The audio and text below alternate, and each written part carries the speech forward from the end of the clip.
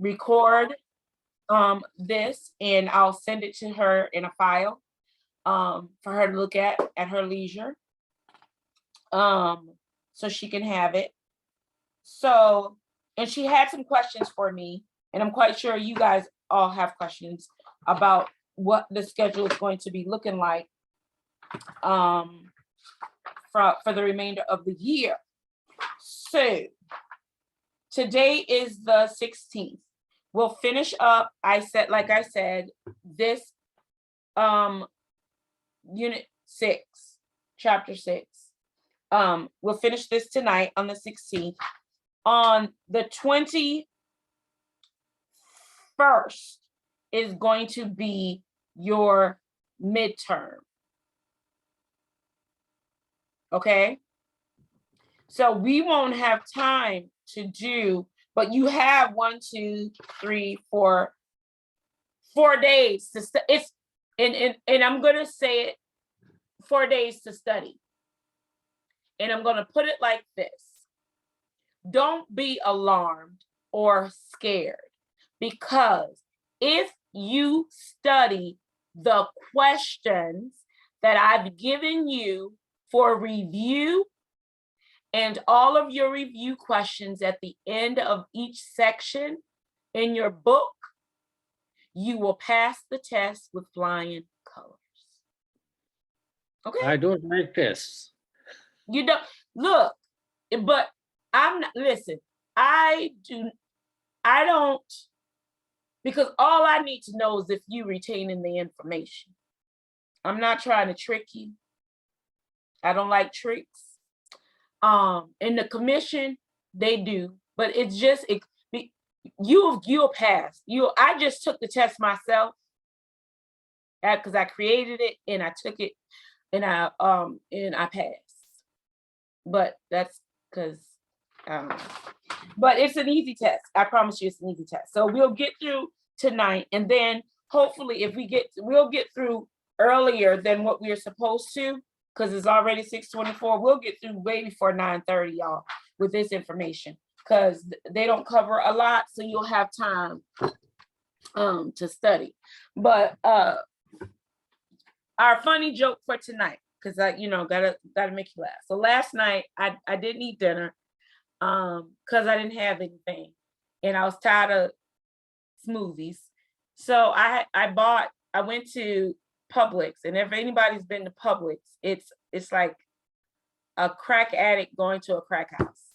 That's the only way I can put it. I just love me some Publix. And at the front of Publix, they had turtles. Anybody know what the turtle candy is? It's like chocolate and caramel and peanuts or pecans in it. Like, it tastes so good. I'm addicted, right? So I don't buy them in my house for a reason, because I can't stop myself from eating the whole thing. So it was like a little box. I ate that whole box, the entire box. But here's the kicker. I'm a diabetic. So last night I said to myself, my prayer was, if I wake up tomorrow, it was nothing but God. Somebody was on my side. If I don't, then I hope they found a teacher for y'all for tonight, because I was going to be in a diabetic coma. But I stayed on my couch all day with for people who are diabetics, if you know how it feels to have like a hangover, that's what it feels like. But you're zapped of energy. So I didn't have a good day, but it's all right. Hey, I'm diabetic too. See, so you know how I felt. So today was not a good day. Yeah, no, I'm on insulin, so.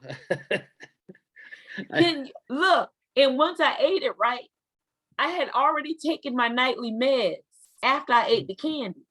So I was like, I should throw this up. No, you need to get up and walk. But do you know what I thought about? I was like, if I throw it up, I'll throw up my medication, and then my esophagus don't even work. So I don't have a gag reflex. So ain't nothing gonna come up. So I was like, I drink a lot of water. I got up, I drank a lot of water, and I tried to I drink a lot of water. So I've been drinking water all day and I feel better. I feel better. Yeah. But it took all day and sleeping for me just to let it wear off. I still have the headache though. Yeah, Like you that need to, fog, you feel? yeah, the best thing is to get up and exercise and walk. Now, see, Yeah. you done mess up with exercise. I ain't did none of that. Okay. I drank water and I slept. I slept it off. I was like, Yeah. if I die, I want to be asleep when it comes. I don't want to be alive. I just want to be asleep. So that's what happened to me today. So let's go in our books to. Hold on 1 second. Okay, go ahead. I'm so sorry, and I feel like I'm always the one interrupting our class. No, you're not. Go. No, you're not. On break, will you send, and you, darn, I have mine on blur, the answers to chapter 2, property ownership and interest, and the answers to those, please. On. I just looked back and I don't think we have the answers to those, and I don't think we went over them. On chapter on unit 2. Yeah, property ownership and interest. The review question, the first one is personal property attached to real property is prevented from becoming real property by which of the following? Okay, Just want to make sure to study that one too. Okay, those, let me find my questions because I put them somewhere. I had somebody in my house. Yeah, Melissa, what's the first question? Is it real property is often referred to as a bundle of legal rights? It says chapter 2 on the very front of it. Property ownership and interest, and then it has several pages to read. And then the first question is, oh, got you. Personal property attached to real property is prevented from becoming real property by which of the following? Oh, I see. I don't think we ever went over that and did the answers. I just looked back to make sure before I interrupted again. Okay, hold on. Let me. Or my. And you can do this on break if you want to, Dawn, or tomorrow. I just don't want to forget about it. You know how you put stuff places? I'm a stacker. I stack stuff. And I don't know where I put my questions to. Okay, yeah, I'll look on break because I know it's in here. I just don't know where I put them. I put them. My apologies. I'm You're sorry. fine. No. You're perfectly fine. I will make sure to get that to you. I promise. So we are on page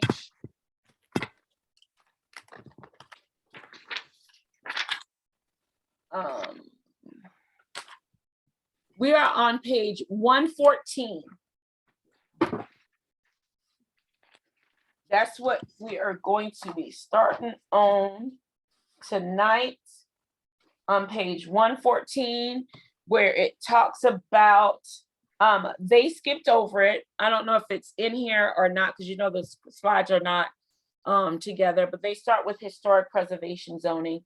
But I want to start with overlay districts.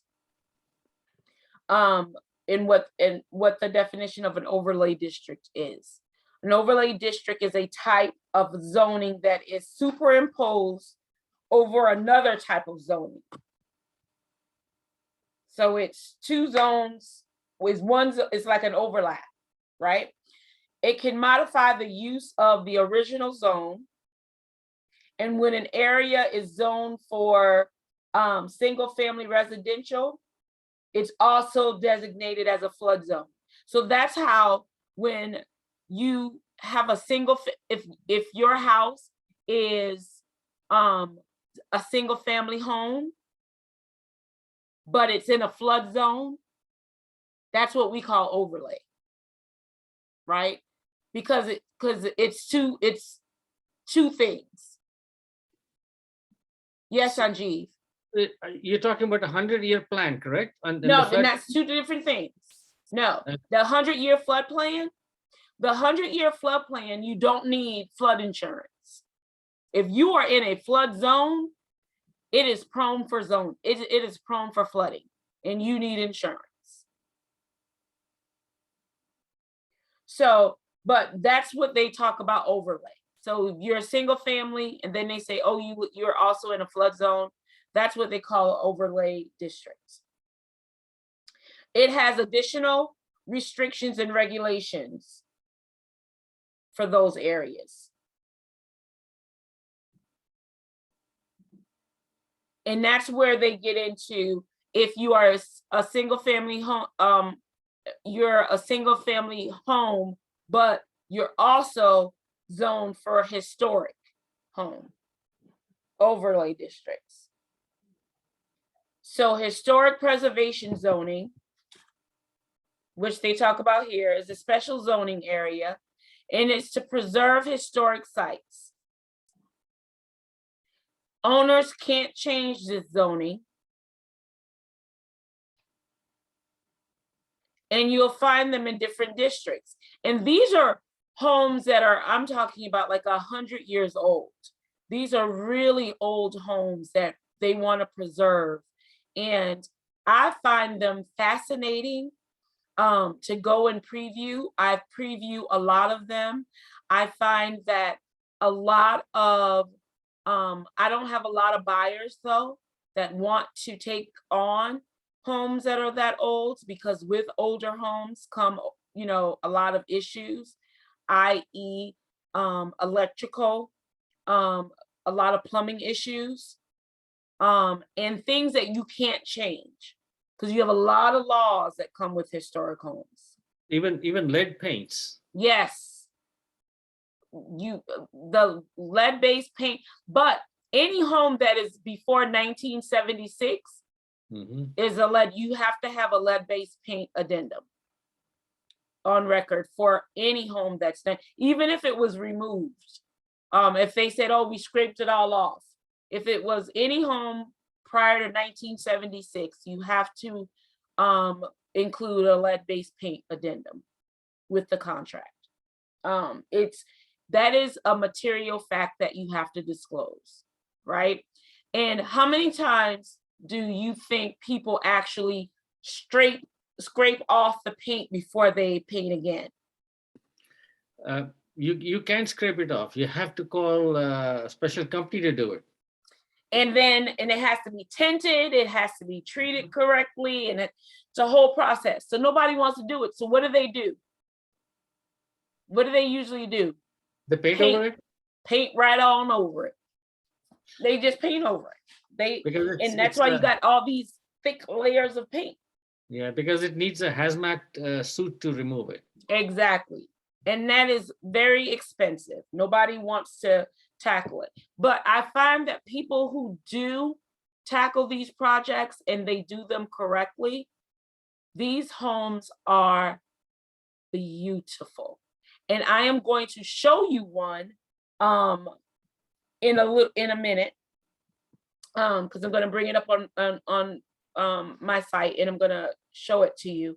But yeah, these are beautiful homes, because it's one of the, and what I meant to do today was go to the house, because it's one for sale currently in Smithfield, North Carolina. And it is absolutely gorgeous. And I wanted to go and show you guys the home through a video, and I was going to upload it.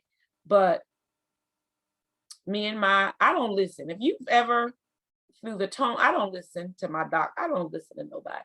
I just do what I want and suffer the consequences. I'm one of those people. But I will show you through the MLS system.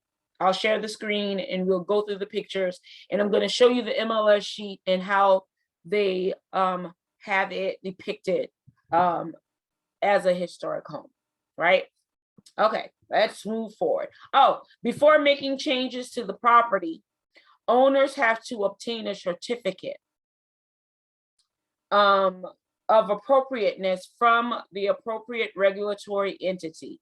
And it's downtown to the zoning department of whatever city that home is in. And it confirms that the local Historic Preservation Commission or entity has approved the changes, because it is hard to get things approved. To the color of the house, window changes, the trimming, everything has to be approved. It's a hassle. It is a definite hassle. Let's move on. Spot zoning.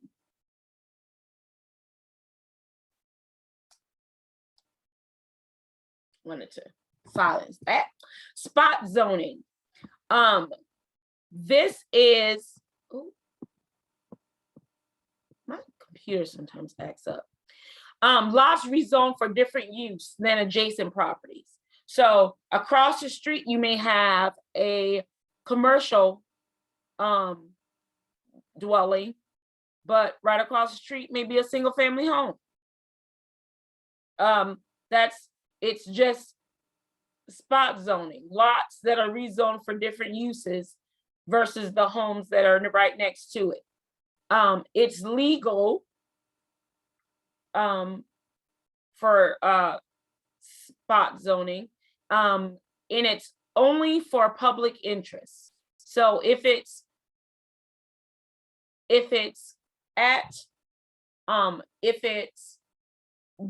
benefits the public, it will be approved.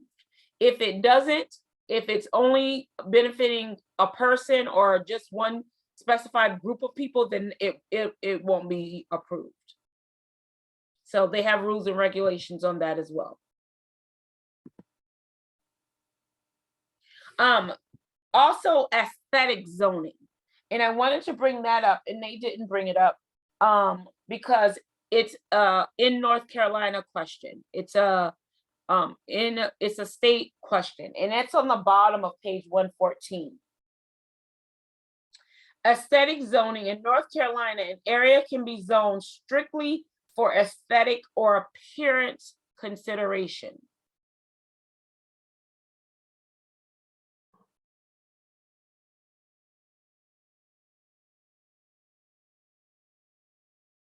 So therefore, a property's value can be increased or decreased for the public good. Because if it's, that's when, remember when I was telling you about Cary, downtown Cary, all the buildings look the same because it's aesthetically pleasing. It benefits property value. And homes in Cary are very expensive. They look the same like ours. I don't see how people would pay that much money for those houses because there's nothing that is outstanding about them, but they cost more because of the area. So brokers' duties to disclose. This is what your duties are in regards to zoning. You should be aware of major zoning issues and changes. In order to do this, you need to be going to these town meetings. I keep saying it, and I'm gonna keep saying it. It's important to make yourself aware of things that happen at town meetings because things change overnight. And we are made aware because they will put out information through our MLS systems that things change. So in your firm will let you know of the changes that are happening, but it's up to you to then be aware of them to disclose those to your clients, right? You need to identify any potential zoning conflicts with the client's interests. For example, if a client is interested in purchasing a home, but they want to run a business out of it, but you know that that use is not going to be permitted for that reason, you need to let them know that. Because if they purchased the house and they literally told you, I'm purchasing this home and I'm going to open up a daycare facility out of it, but you know the home in which they are purchasing, the bylaws and the covenant state that they can't operate a business out of it, and you fail to disclose that, you can be held liable, right? So you need to be made aware. Where do you find the notification for the town meetings? On the city's website. On every city's website, they have them. Join your city's Facebook page. I'm not saying all cities, but most cities. Like I know the most cities that I deal business in have Facebook pages, Instagram, and what's the other one? Facebook, Instagram, and Twitter, say again? Twitter. Twitter. Like I have all of those things. Do I go on them all the time? No. You know why I don't have to? Because if I have it set where if I post on one, it populates to all. So I don't have to go on each one. Because I can't tell you how to tweet. I don't tweet on Twitter. My niece had to even set up my Instagram because I was like, how do you post? I didn't know. It was the plus, it's too confusing. They say Instagram is for the young folks and Facebook is for the old people. I'll keep that. It's all right. Call me old. I don't mind. Because I'll Facebook all day long. So never guarantee a particular zoning use. Because when you get, I don't make any guarantees. That's why underneath everything that I put out, even a CMA I do, or any pamphlet or information I put out, none of this information is guaranteed. I just make it known, because don't hold me liable for anything that may be misinformation, because things change overnight. You never know. So it always suggests that your client, even though you tell them what the zoning is, tell them that they too should verify. In the military, there's a saying, and I don't know, because I'm brainwashed by my husband because of the military. Trust, they have this thing, trust but verify. I trust what you're telling me, but I'm going to verify it. It's not because I don't trust you. It's because I need to check up on you. I need to make sure. So you check with planning boards, review HOA documents with your clients for proper use of property. Review them, because I cannot tell you how many times in my neighborhood, on my neighborhood Facebook group page, that we have people complaining about the HOA and the rules of the HOA. When you bought the house, you were given the HOA documents. Did you have and I always say, did you have a realtor when you bought your house? And they say, yes. I said, did your realtor review the HOA documents with you? Yes. So then why are you on here complaining about what the rules are? When you bought your house, you knew you couldn't build that white fence. So please don't saturate our board with your complaints. Can I ask a quick question, Dawn? Yes. When we moved into our house, we had a HOA. Mm-hmm. And after maybe a couple of years, I don't see any HOA activity. So does that mean, I'm not sure what it is. Okay. What do you mean you don't see any activity? Nobody comes to get the money. And I remember years back, I used to pay like $20 a month, probably. And so you don't even pay any more money? No. So I don't know if the HOA exists, but where do I find it? You need to go back to your original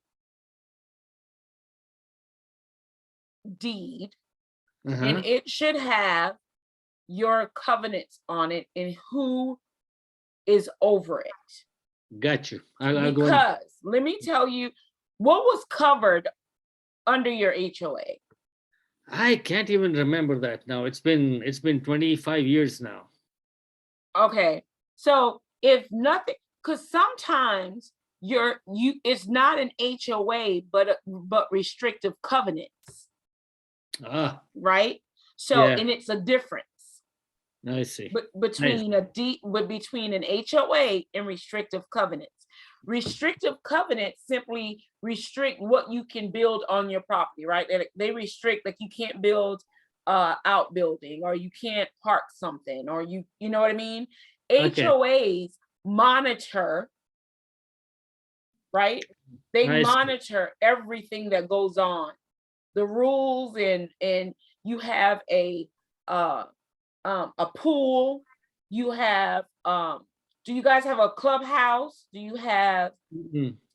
see, so you probably just have restrictive covenants. No, it's probably that's what it is then. Yeah. Okay. So, and once your developer, are they even building anymore in your neighborhood? No, I think they went out of business. Somebody bought them out. Yep. So you're done. I'm done now. Yeah. Okay. So, because now and this is the good part. Well, I'm not gonna say it's the good part, but it is a good part. So what's good about that is you still have restrictive covenants, but you have nobody to enforce them, Got you. which is crazy, right? Yeah. Because nobody can take you to court. Mm-hmm.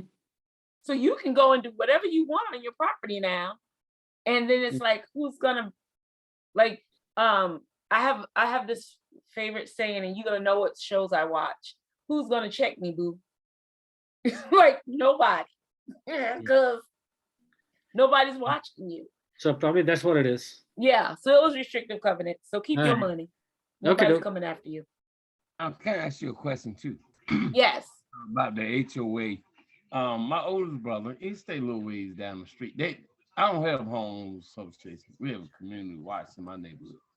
But like 2 years ago, the HOA out of the blue, back in his cul-de-sac where they stay at, everybody, I hate it, but you know, people park the cars on the side of the road, and they've been doing it for years.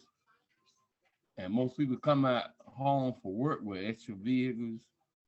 All their cars were towed. And the HOA and then let them know nothing and writing and nothing like that. Oh, so okay. So is it written in your HOA bylaws that you cannot park on the street or park your work vehicles? Because if it is, then they can tow it. Yeah. I'm gonna ask them that when I see them this weekend, but it's been going on for years. Yeah, so if you have an HOA where you pay your money to, and it's an active HOA, Mhm. and you park, because it happens in my neighborhood, they will tow your car. But Yes. here's a catch to that. Yeah. If your street is a public street monitored by the North Carolina DOT, Mhm. they cannot tow your vehicle. See, well, I stay at my street is North Public? Carolina. My street where I stay at, but this is with my oldest brother, and he's always complaining about the HOA. Well, yeah, he needs to figure out what his bylaws are. It's all by a particular basis. Okay. But again, they need to get a good realtor. Tell him that's where you come in. You get your license. Tell him then he can come ask you questions. And pay him $20 an hour. Tell him $20 an hour, he can ask you them questions. Subdivision regulations. This is what we were just talking about, right? Land divided into this. What makes a subdivision? Land divided into 2 or more lots. Local government determines public regulations. You must have a preliminary plat before you sell lots. And you must have final recording plat before closing. But here's the thing, there is no uniform planning and land development legislation for subdivisions. So for the entire country, there is no uniform plan that we all follow. So it is up to your local planning governing body So it can be, it's county, city, town, village where the land is located. So it's nothing nationwide, right? So it's localized on the rules and regulations.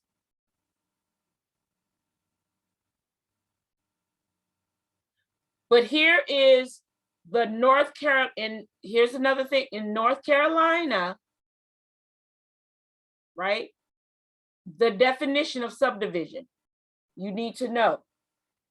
In the state of North Carolina, they define a subdivision as all divisions of a tract or parcel of land into 2 or more lots, building sites, or other divisions for the purpose of sale or building development, whether immediate or future, and includes all division of land involving the dedication of a new street or a change in existing streets.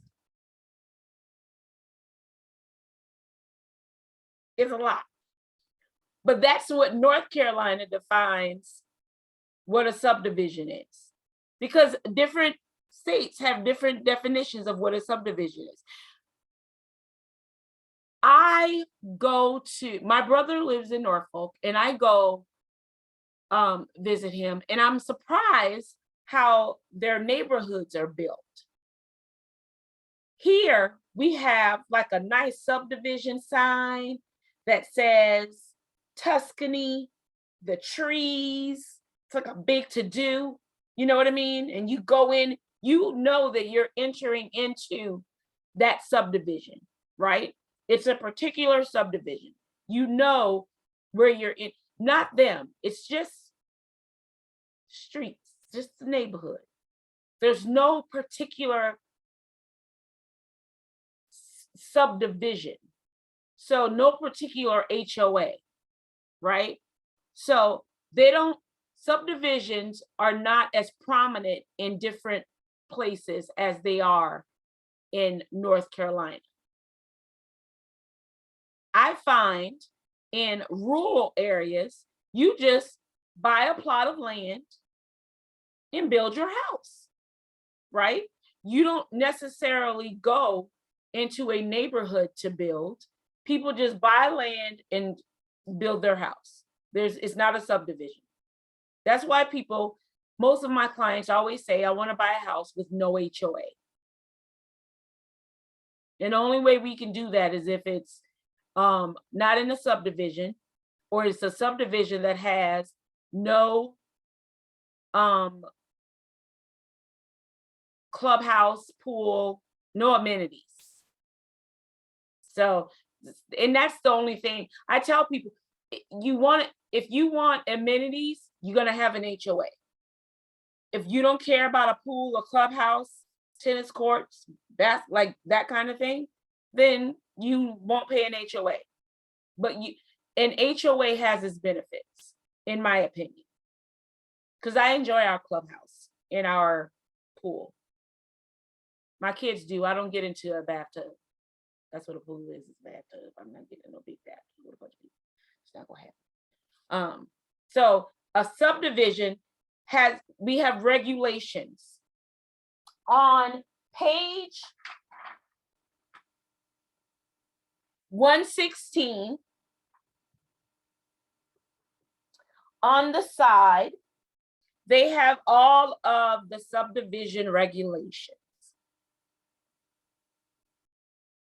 Land is divided into 2 or more lots. Cities and counties implement subdivision regulations. Planning boards have administrative responsibilities.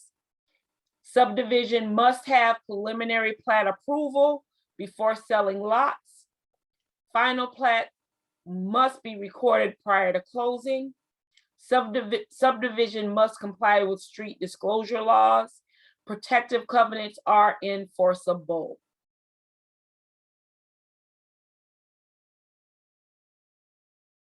And the biggest complaint goes back to what Kevin said, where people are confused by if in a subdivision, if the HOA, how far can the HOA go to enforce their laws? Can they tow vehicles? Can they fine you? Can they foreclose on your house? Can they restrict you from doing certain activities in your home? And the answer to all of those questions, yes, yes, yes, and yes. The HOA can foreclose on your house for non-payment of HOA dues. And that's the last thing you want to do, is lose your house because you failed to pay $60 a month. It does add up.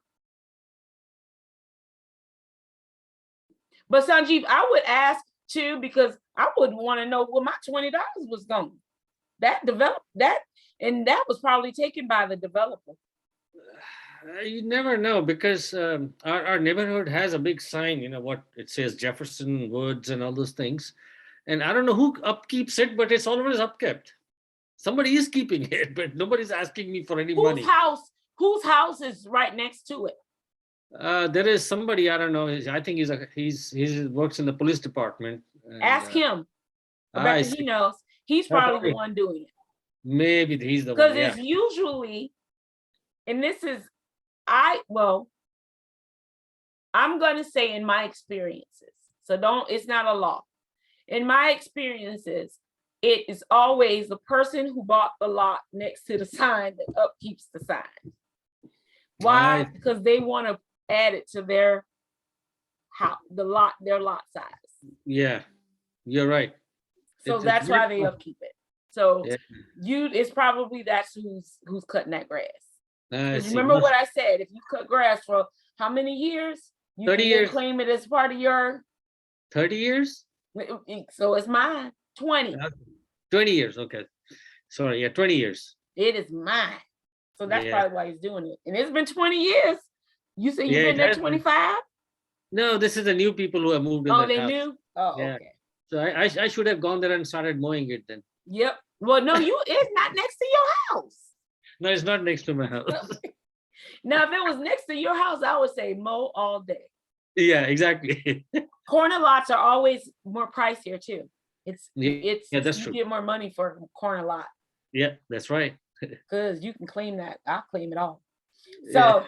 So, because of the fear of pollution, of rivers, lakes, and underground water sources, septic tank systems are no longer authorized in many areas. People don't like septic tanks because they weren't regulated, and people have been putting in their own septic systems and they're not doing them correctly. Right? So when you do a subdivision, they have to also put in their environmental plan on how they're going to dispose of sewage waste. That has to be in the plan. So in order to get the septic system, you got to do a soil evaluation. And that is done via a PERC test. And if you've never gone to see what a PERC test does, these people get paid a lot of money, y'all, to do these PERC tests, and it is so simple. And I went and saw how the guy did it. It's fascinating to go and see it, because all they do is test dirt. They scoop dirt with the scooper. Have you ever seen one of them things that, like a pole digger? That's what it looks like. Well, it looks like a pole digger. And they scoop the dirt out until they get to a certain type of dirt. And then once they hit that dirt, it has to be a certain feet deep. And then they say it's PERC. Like this is how deep it is how many bedrooms, because they tell you how big of a tank you can put in. And that tells you how many bedrooms that you could have. It's really fascinating.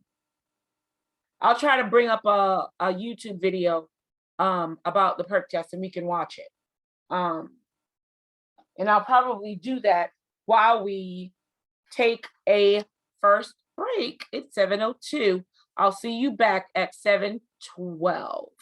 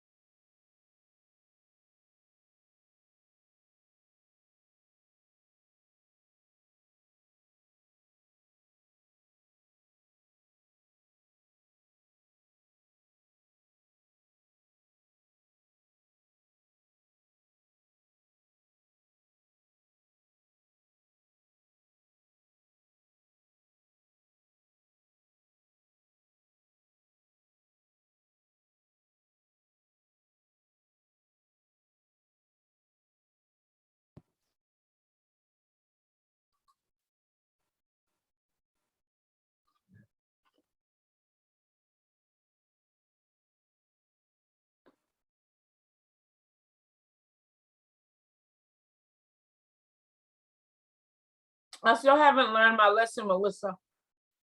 Now I'm eating chocolate again. I see that. That's all right. We gotta have it as women. I can't eat anything else. Like, I don't get pleasure in eating, so I'm gonna eat my chocolate because it's That's goes right. right down my throat. Just don't go into a diabetic shock, I guess. Look, I don't eat anything else though. Well, that's true. Like all I had today was water. So it balances itself out. That's right. Chocolate's got to be good for you in some way. I've always said that. Mm-hmm. They took wine from me. They took coffee. Oh, So I'm gonna have to Mm-mm. have something that makes me feel good. I agree. I can't have fried chicken, French Ooh. fries, no grease. Mm. Mm. It's like with my Crohn's. When I found I had Crohn's, I always ate me 2 bowls of raisin bran every morning, and later on, yeah, You have can't ate have them cereal. greens. Yeah, and I sneak um a slice of pizza every now and then. Oh, I Every- can't have pizza. I can't have red sauce. None of it. No dairy products with Crohn's. None of that. I must have Crohn's disease because I can't have none of that. I can't have dairy. I can't have red sauce, anything like tomatoes, no. Ketchup, no. Anything with acid. But Yeah, I can't have. when I cheat, I keep me a bottle of Nexium, 24 hours, and it works great for like. I gotta ask my doctor if I got Crohn's disease. Yeah, Nexium. I go to a gastro doctor. I don't know. I've been good with my Crohn. Cause my baby sister had Crohn, and I just get on about ice cream. No. No ice Yeah. cream, but custard. I get sick as heck, but I still get it. So anyway, let's Right. go to the process of doing a subdivision.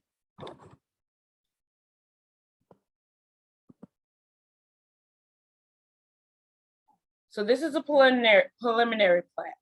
So there are this is what you need to know about the process. You need to know that there's 3 distinct stages of development in getting a subdivision approved. You have the initial planning stage, right?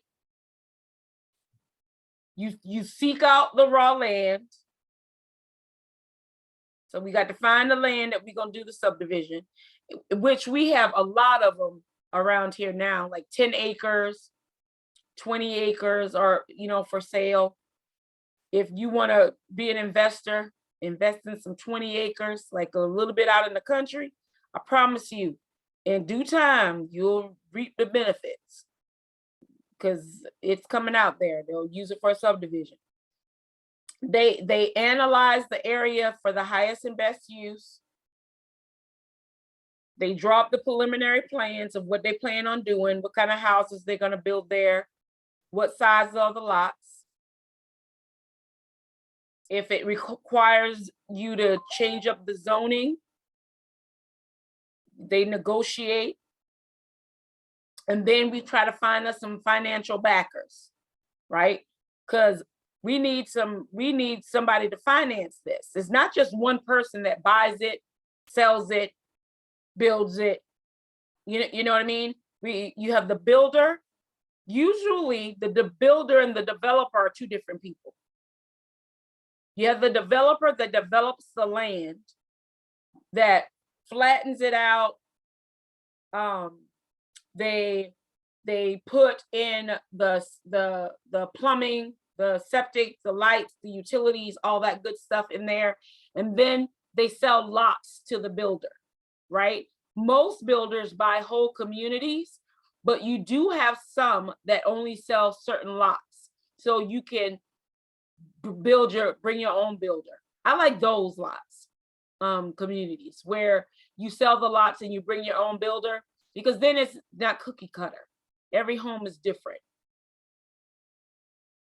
I live in a cookie cutter home, cookie cutter neighborhood, where they sell plans, and then, but not the same plan can be next to the same house. I have one of those neighborhoods. I love my house.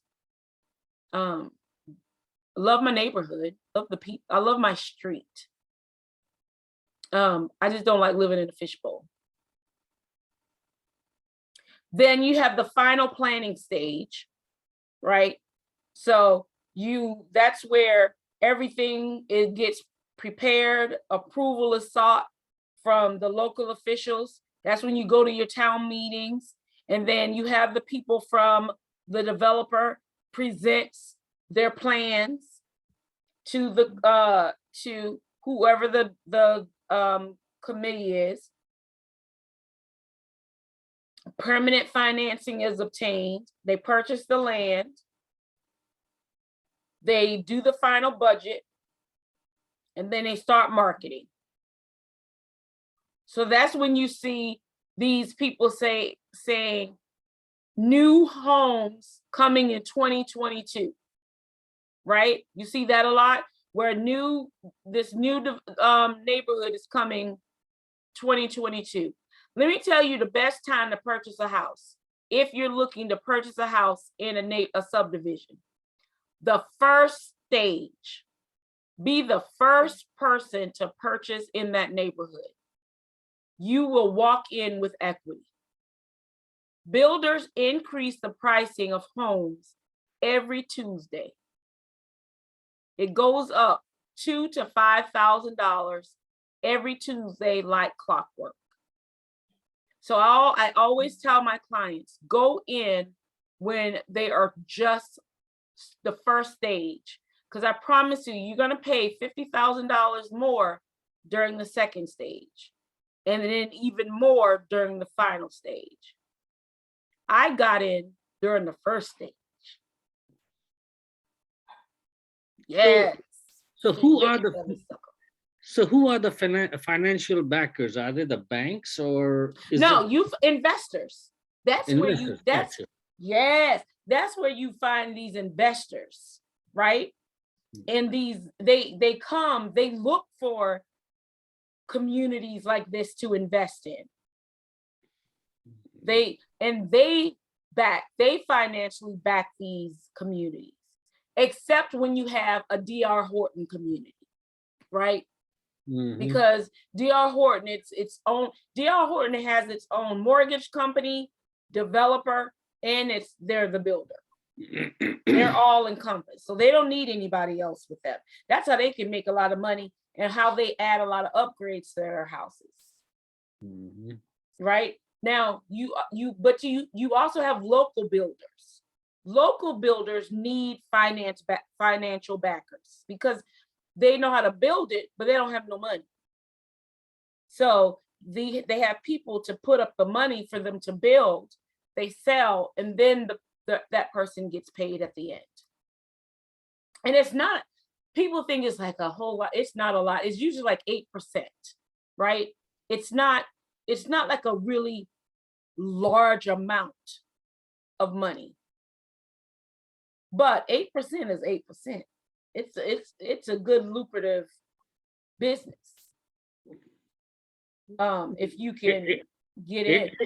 8% in a short term, like a year or 2 years, is pretty good. Mm-hmm.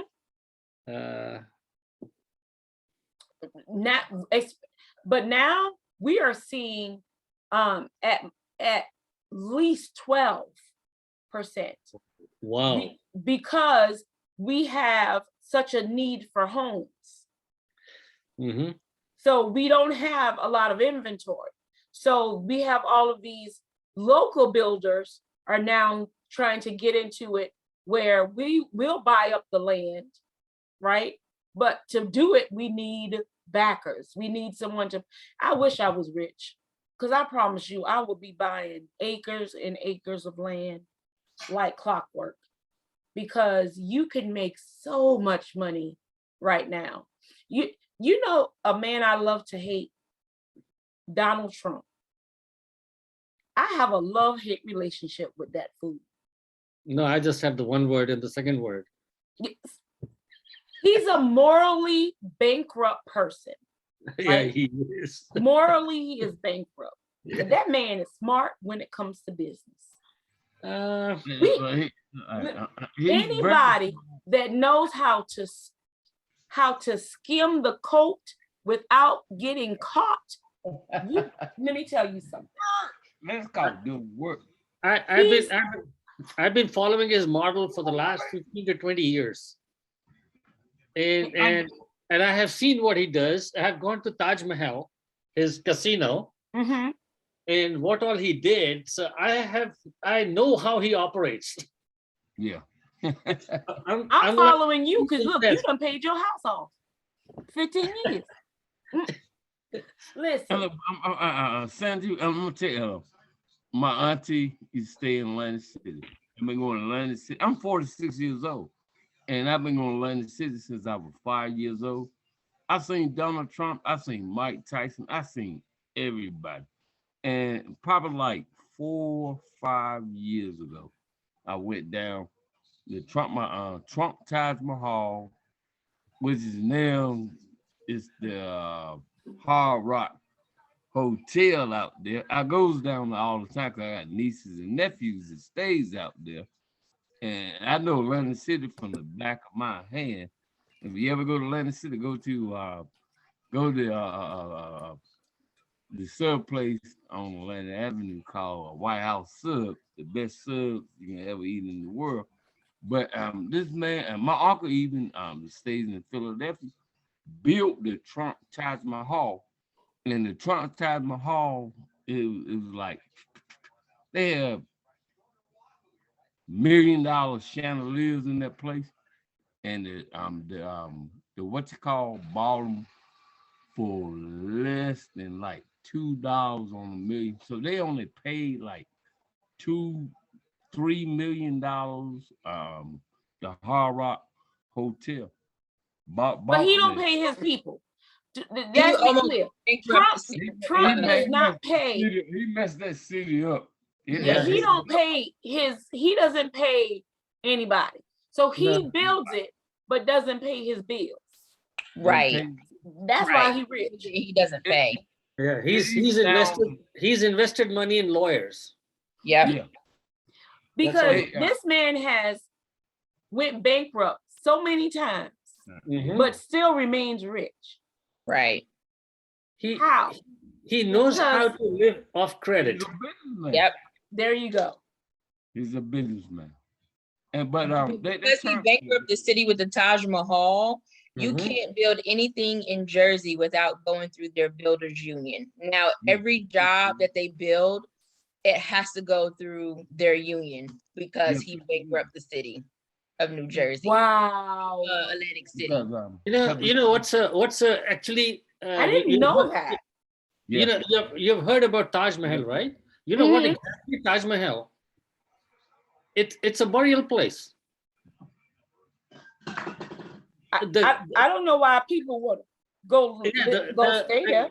The king, he's buried, and his wife is buried there. So why would somebody keep the name of their business as Taj Mahal? I don't get it.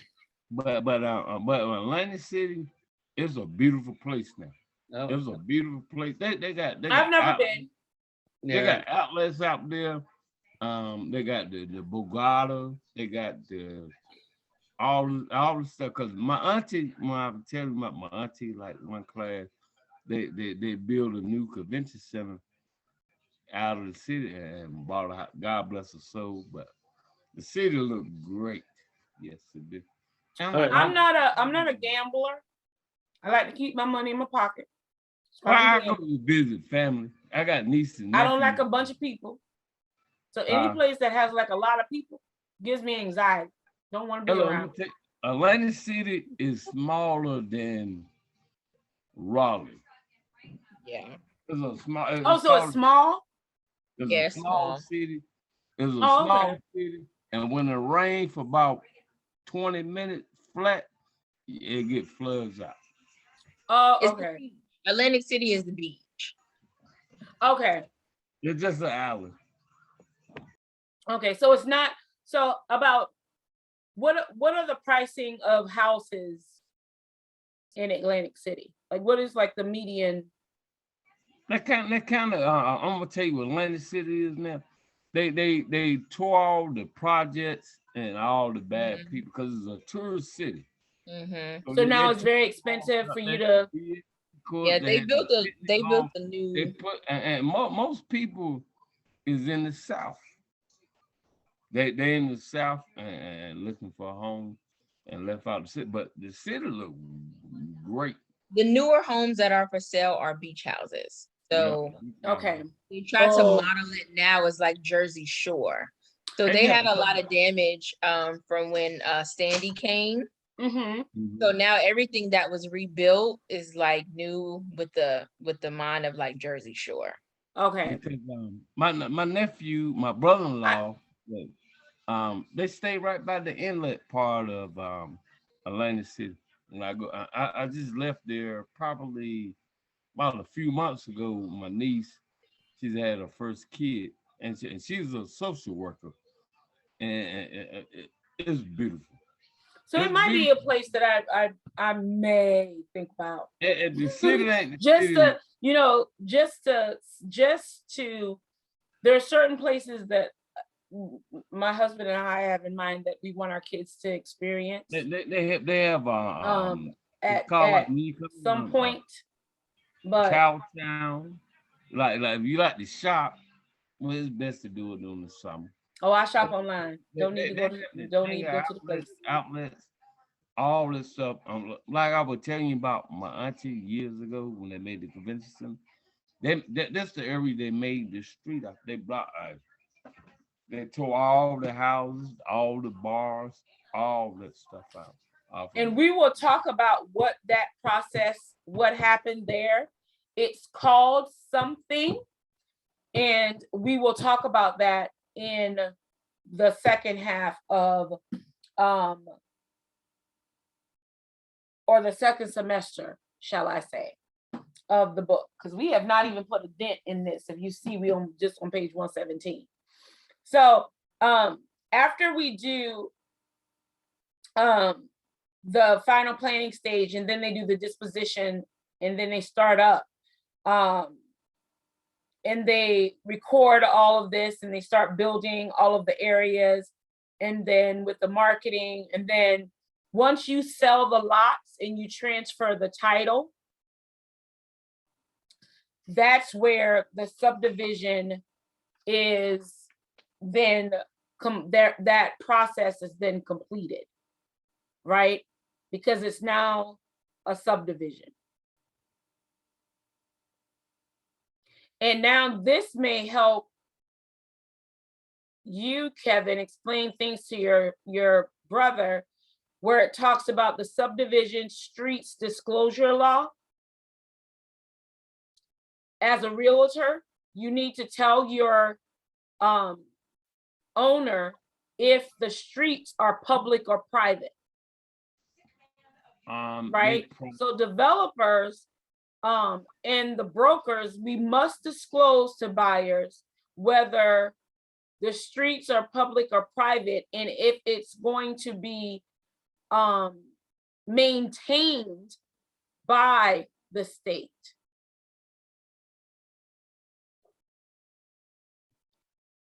And we will know that, and it's going to be known by the deed. But you need to, this is why it's very important for you to call the DOT and ask this question. Because just because a street is public does not mean it's maintained by the Department of Transportation. It can be a public street, meaning the public can drive on it, meaning that the subdivision can't put up a gate restricting access to the subdivision. You know how you have the gated communities? That gate is there for a reason. That is not a public street. It's not a public thoroughfare. The public does not have access. They don't have to grant you access to come in their neighborhood, right? So that's the difference between whether or not the public has use. So the Department of Transportation is not going to maintain a street that the entire public does not have access to. That's where you know that neighborhood has an HOA, and they have a hefty HOA. Somebody has to maintain those streets. But we need to be as a broker, we should be very aware of if these new subdivisions, if they're approved to start selling. Because you'll be surprised how many builders, a local builder, will start selling lots and they don't even have the right to start selling lots yet, because it is illegal.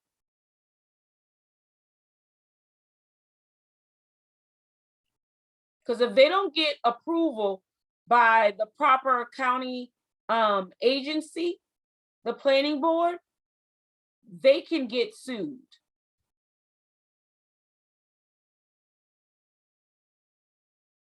Here's a rule for North Carolina. Can I see one more question? North Carolina, yes, Kevin. I don't mean to hold the class. I got another brother. He's older than me, and he stays in Greensboro. He's been in his home probably about 8 years now, in the subdivision, our new area, and it took him probably like about 4 or 5 years to grow his grass in the yard. So what will you do in that situation? We're trying to sell a home in the subdivision, which he ain't had no problem with it, but you know. Well, that's it. That has nothing to do with the HOA. See, my two older brothers, they hard. They don't. Yeah, that has nothing to do with the HOA or real estate, or that's just Call the city. yeah, that's not. Yeah. Mhm. You call the city hall. City Hall. Okay. Yeah. Thank you. Just wanted to know. Yeah, so before, so North Carolina now allows the acceptance of monies and contracts on subdivision parcels during the preliminary, between the preliminary to the final plat map stage. So you can start buying because people want to get in early, right? That's the thing, to be first. But they must, here's the caveat, they must allow the buyer to cancel the contract and receive a refund of all the monies during that time. So you can still back out, right? You'll even find, like now, because we don't have a huge inventory of homes, so we'll have a buyer go in saying they want a house built. The builder builds the house. The builder then, because they say the price of lumber went up, will change the price of the house. They will tell the buyer, hey, yeah, this is what we thought the price would be, but because the price of lumber, the house went up. I've seen where it was gone up at least by $40,000.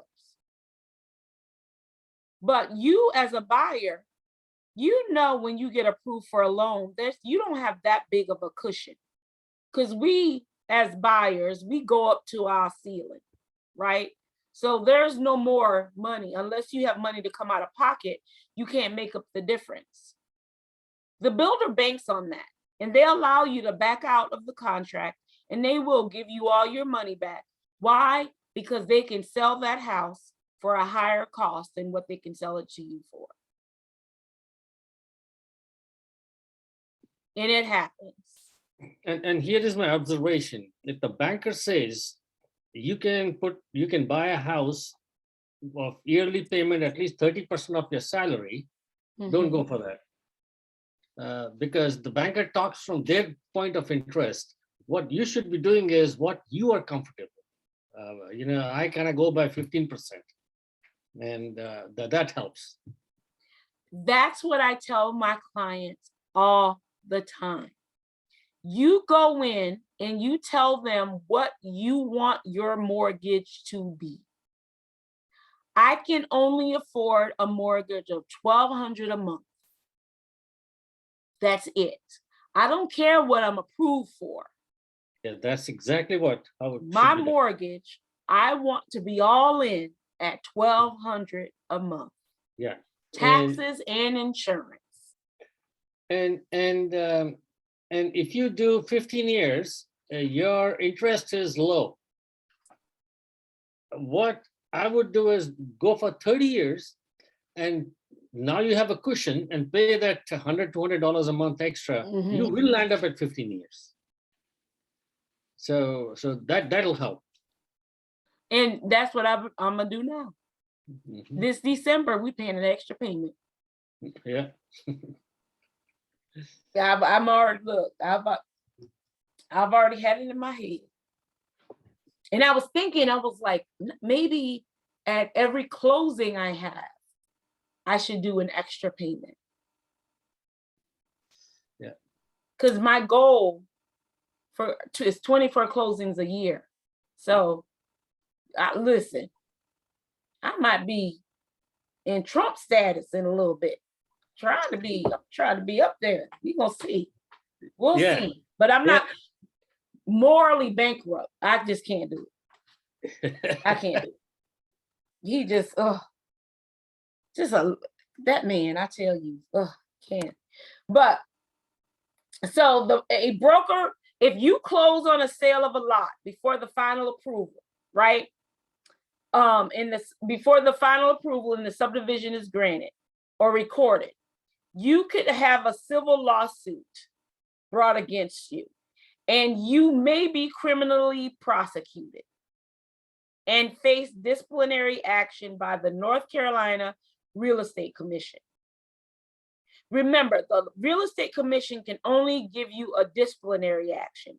They cannot they can't arrest you. So they can't bring criminal charges. So the criminal charges is from the city and state that you violated that law from, not the commission. The commission is going to attack your license.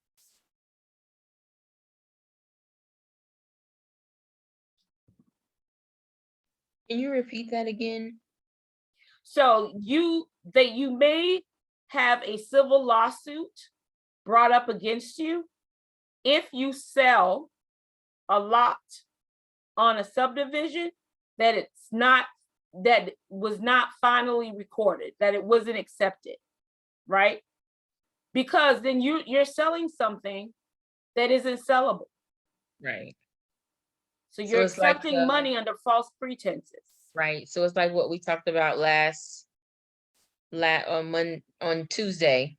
The first one to record the deed is the one who owns it. Got it. And then the one selling, you sell the land again. Fraud. People, I think real estate agents, it's so easy to get in trouble with breaking the law, right? Even if you don't mean to.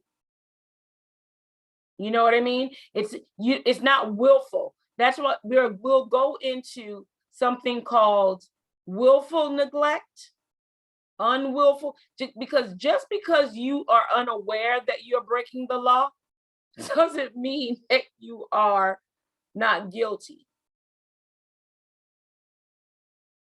You can still be found guilty. Just because you can't use it as an excuse. You can't say, well, I stole from the bank, but I didn't know it was against the law to steal from the bank. Like, you know what I mean? Like that's you. It's not any. What did one of my instructors said it best. She said it was like, you know how you're at a department store, you park your car somewhere, but your car looks like somebody else's car, and it just so happened that your key unlocks their car, and you get in, and the person comes out and is like, hey, you breaking into my car, because they find you in it, they call the police. You're in the person's car, but you say, hey, I didn't know it was their car. I thought it was my car because it looks like my car, but you about to drive off in the person's car. So if the police arrest you because you said, I didn't know it wasn't my car because it looks like my car. Well, you need to do your due diligence, because yes, sometimes keys do unlock other people's cars. My husband's car does that at work on another somebody he works with. He realized it because when he did his lock, her car unlocked. Is it electronic key? Yeah. Oh my God. Because Same, there and are it's the same exact car. it's and a billions of combinations. See, listen, I thought it, but he went and he told her that, it does that, just to make her aware. But how crazy is that though? So we don't leave anything of value in our car. Like we just don't. And plus I forget to lock my car all the time. So they can go and steal the air freshener. That's about all they can get. And some hand sanitizer. Yeah, he can go to the dealership and they'll change the code. Yeah, because it's crazy. So be very mindful of that. This is what your final plat looks like. It has the setbacks on there. They have what the lot is, how many acres is in it.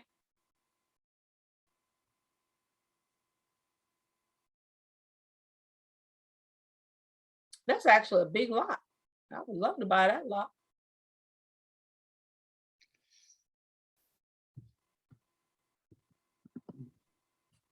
So remember we talked about the street disclosure law, because why is it now important to disclose that? Because who's going to pay for the repairs of the potholes? Because we all know the streets, potholes, people use oil stains. This is why I like a HOA, because the reason why they don't want your work vehicle parking on the street is because people work vehicles tend to drip oil, right?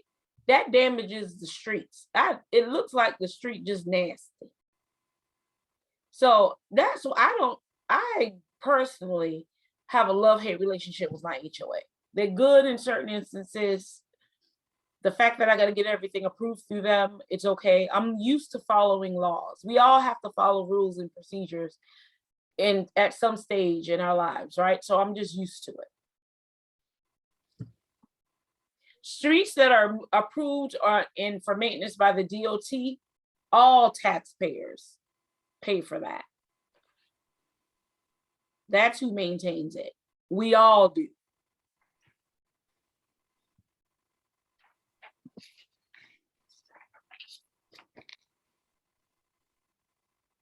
If it is going to be private, they still have to be built to DOT standards.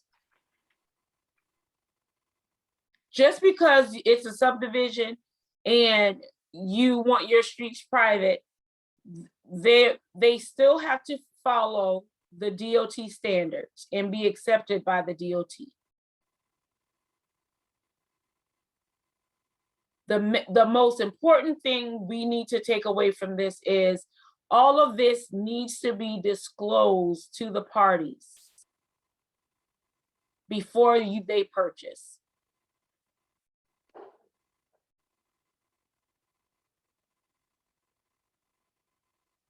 in order for it to be public, they may be a minimum population requirement in new subdivisions before streets are accepted for maintenance. I.e., for example, if it snows and you know how they go and spray salt on the street. In my neighborhood, they only do our main drag street. They don't do the personal individual streets. They just do that main street. So if you can make it there, you can make it off. I think it's good they don't put it on personal driveways, because if somebody has a concrete driveway, that's the first thing that salt is going to hit and eat it up. Let me tell you, people like us, when we first moved here, we did that on our back patio. We put the salt and it eats that top layer off and cracks it. Yes. So you need to buy salt that specifically says it's safe for concrete. It's a little more expensive, but it does the work.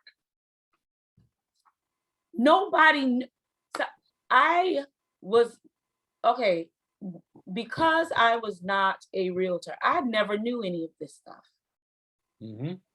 at all. Now I do, but I didn't. I think there's so much to home ownership that many people don't know. And that's why I do home ownership classes, because I want to make people very well aware of what they're getting themselves into. It's more than just paying a mortgage and living in a building, right? Yeah. It comes with so many other things, and people are naive to home ownership. And if we give them all of the information, and I really think knowledge is power. Like, if I give you everything you need to know to make an informed decision for yourself, then you can blame me for nothing. Because I've made you very well aware. Now, what you do with that information is up to you, whether or not you follow it or not. But I've made you aware of all the rules. Now, how you choose to go about it, people still don't listen. Then they blame the manufacturer of the salt instead of reading the bag. Yeah. That's people for you. Oh, it's the people that still eat from McDonald's and wonder why they fat. That's how I equate it. Like, you still do it, but you wonder why this stuff happens. I know I'm getting off with the subject, but as we all pass this course, I'm great teacher. Like selling the home, there's something in the back of my head. Like you got a client that's trying to buy them a house, and the credit is a little bit iffy. Where do you go from there? I do not deal with lending. I am a real estate agent. Worry about that. I don't deal with lending. But I do refer them to a credit specialist. Okay. And a lender. Okay. That's all I want to know. Yep. So that's all you need to do. You always have a credit specialist and a lender in your back pocket to refer those clients to. Okay. Because it's never a no. All right. It's just a not right now. That was in the back of my head. Yeah. Always give people a plan. Okay. To get to where they need to be. I never say no to anybody. Oh, this is our job. Yeah. Even my kids, I don't ever say no. Yeah. I say, if you clean your room, this is what can happen. If you do this, this is what can happen. Yes, Melissa. You knew I had a question, didn't you? So where do we find out if it's private or public? Did you say in the deed? You're in the disclosures from the subdivision. It will have it in there, But Okay. you can go to the North Carolina DOT site and look it up. Thank you. And Melissa, you can also call your townhouse and tell them the address, and they'll tell you. And you'll get to know these people so much till they'll become your best friends. You'll be calling people by the first names. I promise you, as many times as I call. They just call me Dawn. It's not even, listen. But and I take them cookies.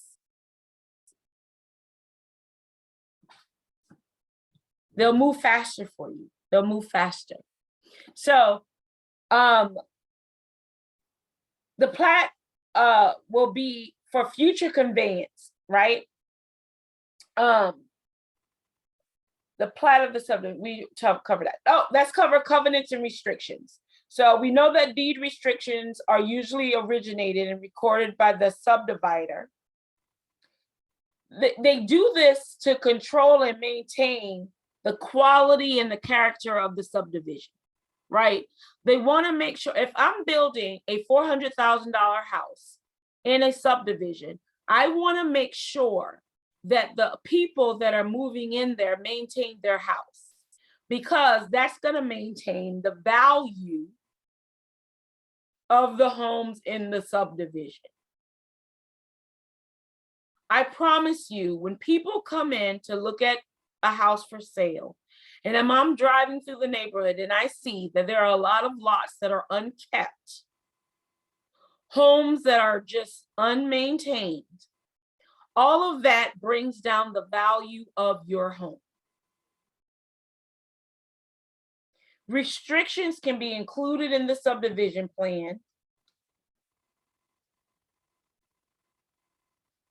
And it can be separate. It may be separate recording. And it's referred to as declaration of restrictions.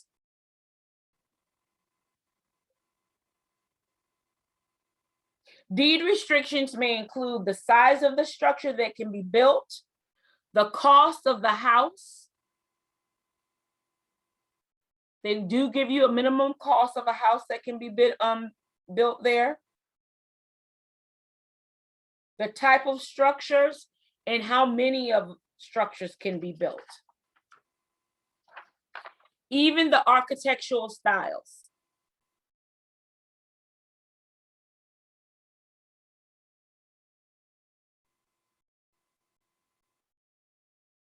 For all of this building, we need building codes, right?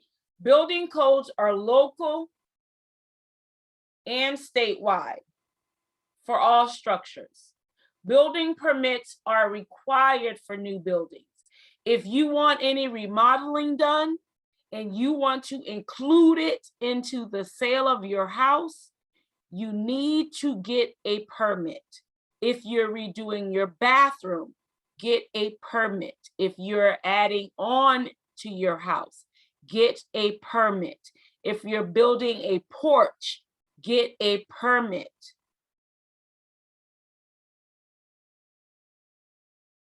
I have a question. Isn't there a limit of $30,000 for the permit? If anything it is over $30,000.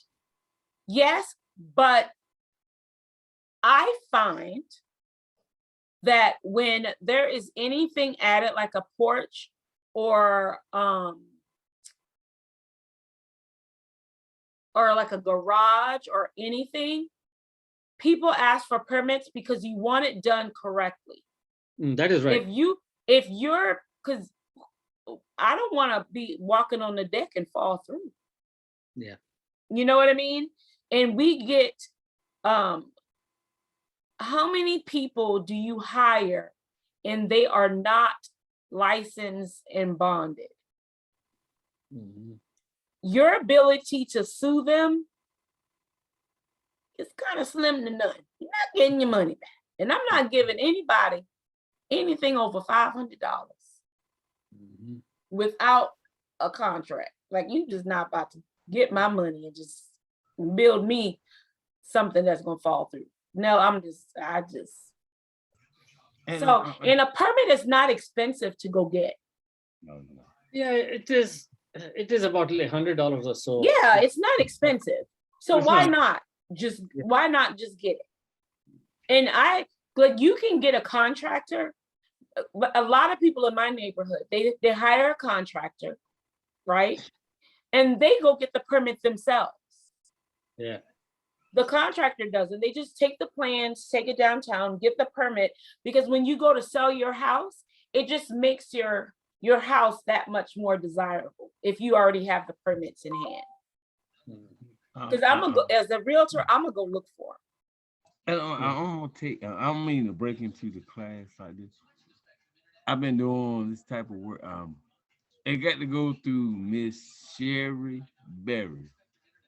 I build a lot of handrails, stair stringers, like community colleges and all that stuff.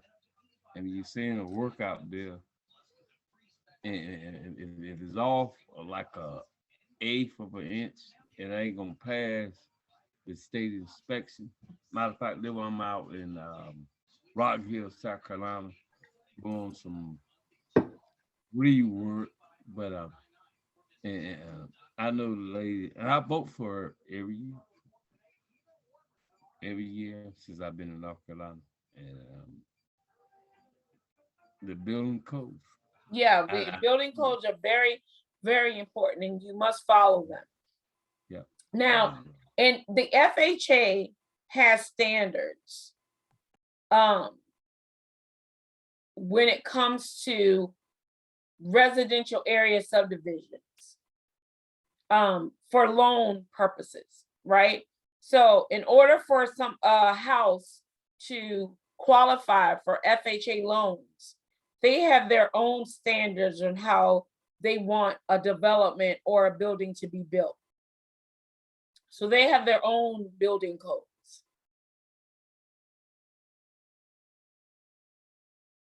And they're approved for, by the HUD. HUD stands for the Department of Housing and Urban Development.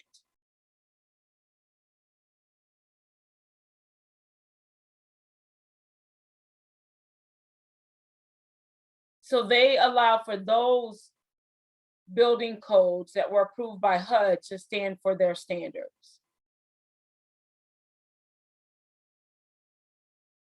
They do have some exceptions. It includes the site condition standards, insulation, and certain materials that are used to build the house. Now let's talk about the government regulations.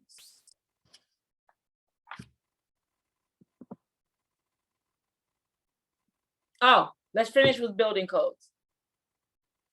So building codes contain requirements as to construction, because go again, safety is issued by the city clerk. And before, when these new builders, and then after they build your house, before they can sell it to you, they have to get a CO, a certificate of occupancy. And that's after the building inspector has come out, inspected it, and found it that it to be safe. Sometimes when I go into homes that are been rehabbed, I find it very iffy that they even have a CO, because these homes have the quality of work is just off. And how they get a certificate of occupancy, I'm like, they must be paying this person under the table for something, because this should not have passed.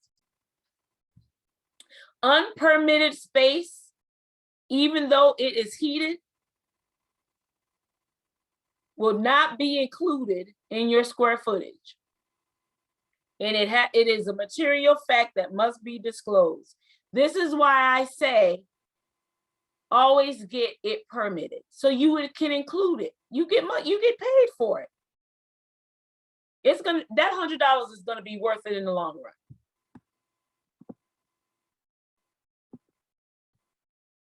Okay, this is it. Septic systems. Septic systems. Let me see.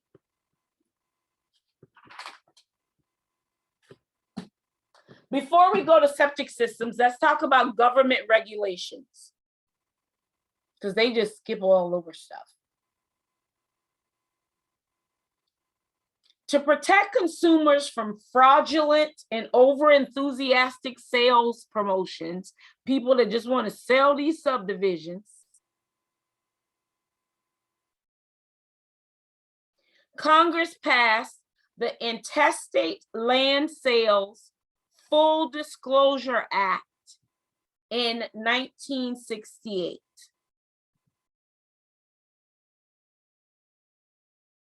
It's called the Intestate Land Sales Full Disclosure Act of 1968.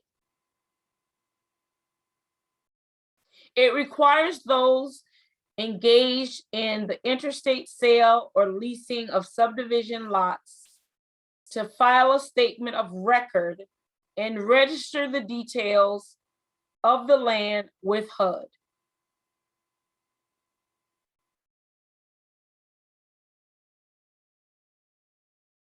But it exempts the sale of subdivisions that contain fewer than 25 lots. So if you have less than 25 lots, you're excluded.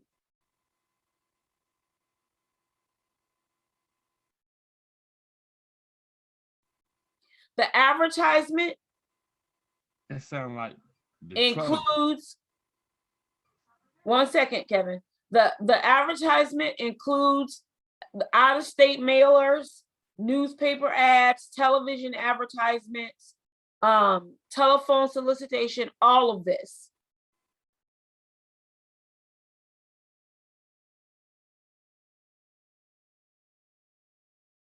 This is where you come in. Brokers involved in the selling of these lots across state lines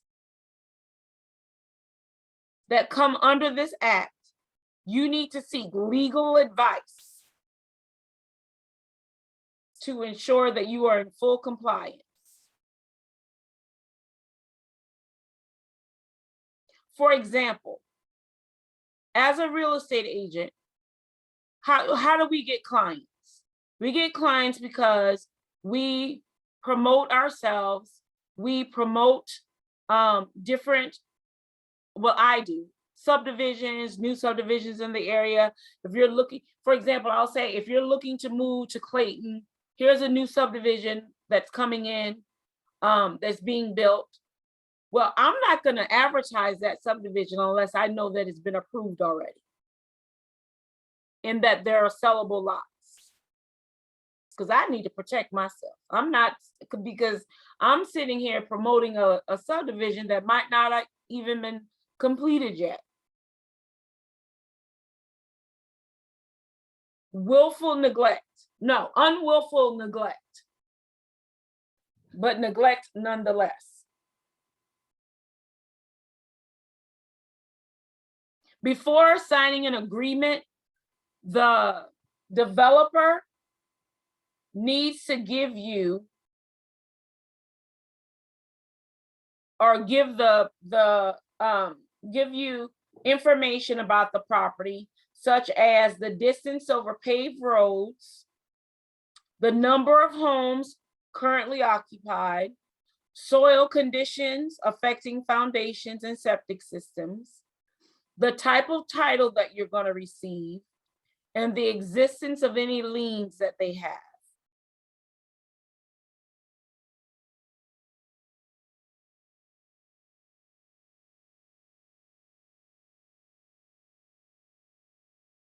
And then they talk about the exemptions.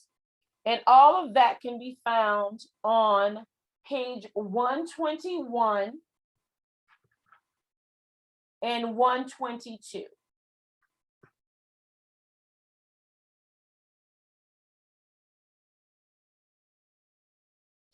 Failure for them to give you this property report prior to the contract can give the buyer grounds to void the contract. So the buyer can back out. If the seller misrepresents the property in any way,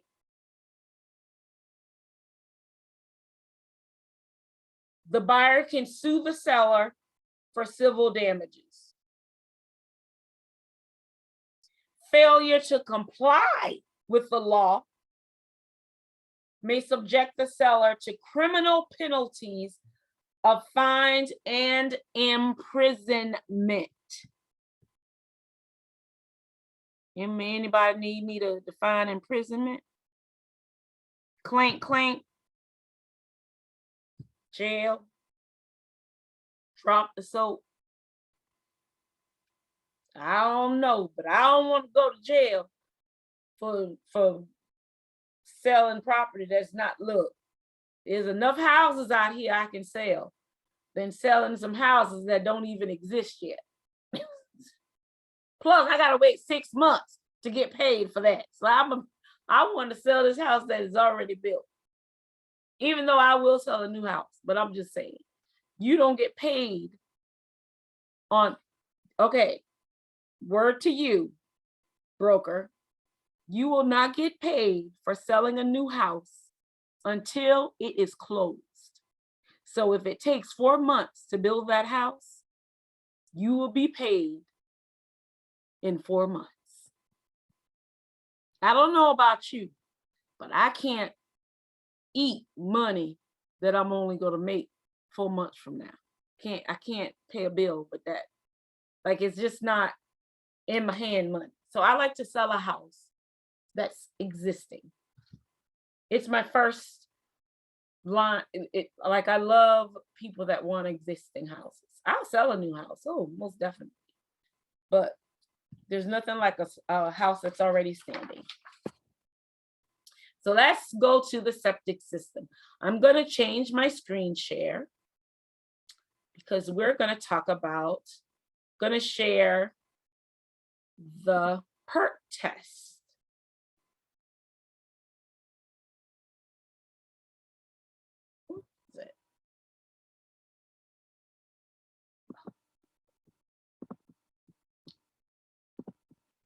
Well, burn my eye.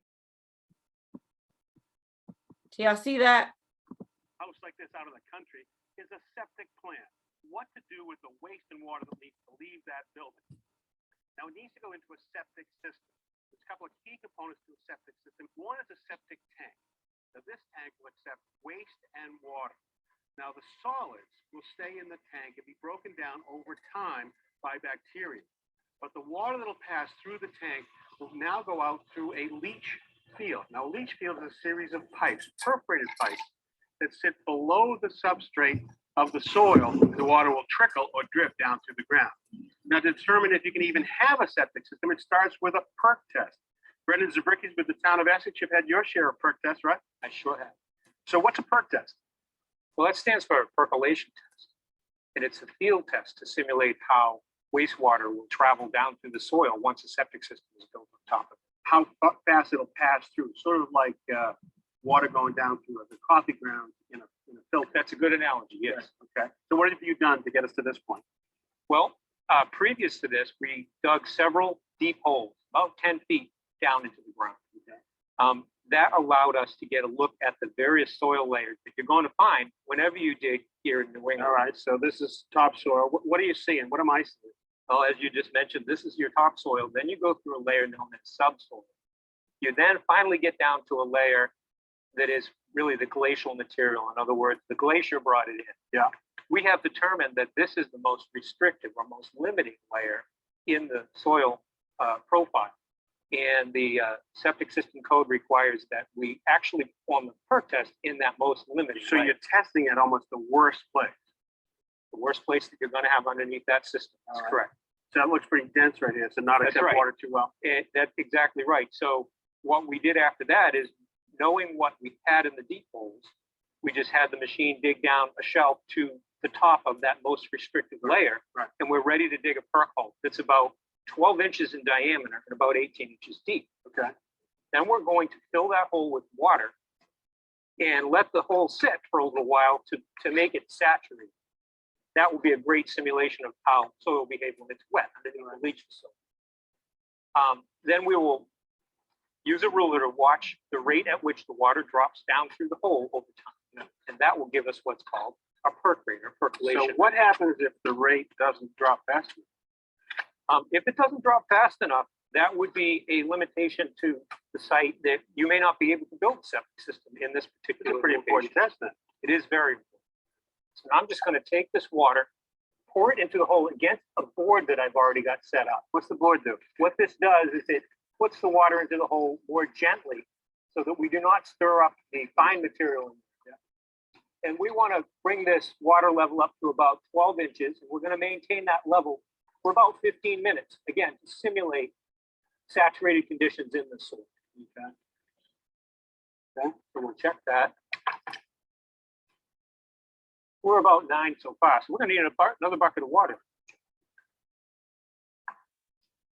All right, Brennan, it has been 15 minutes. We want to see the time it takes to go from 9 inches down to 6 inches. Well, it dropped down to 6 inches in about 27 minutes. So is that good? Yeah, I've seen quicker than that, but it's somewhere right in the middle. But you're telling us that we passed the test, right? Yes, absolutely. All right, well, thank you for your help on the first. Thanks for watching. This old house has got a video for just about every home improvement project. So be sure to check out the others. Oh, If you'd like to see, click on the subscribe button. so you guys saw how a perk test is done. It is better to do it in the field. Here, it wasn't that elaborate. It wasn't that big of a hole. Like that man digged a hole. It is simply, it's the hole that my guy, it was like maybe, it wasn't big at all. It's not that deep. They only dig out until they get to a certain type of dirt. And that's what we don't put water in the hole and see how fast the water goes down. They just dig down until they hit a certain type of dirt. I think, Don, what he's talking about is, I think Old House is filmed up north, and that's where you have glacial soil after a few inches. In this side of the country, you're basically looking for a red clay. Mm-hmm. Because once you hit red clay, it's not going to permeate. So that is what they're looking for. In Clayton, we will find that a lot here.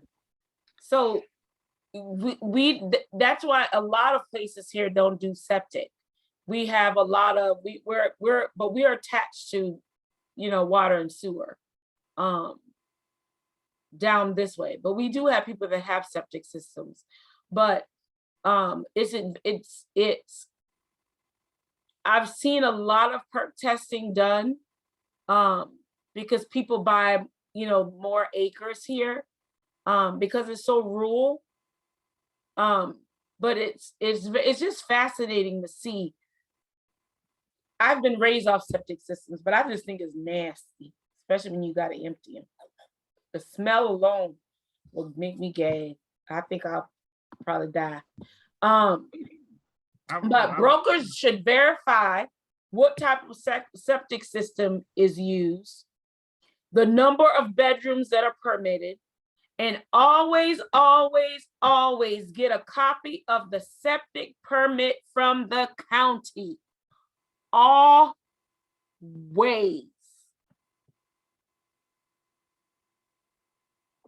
Always get a septic system from the county.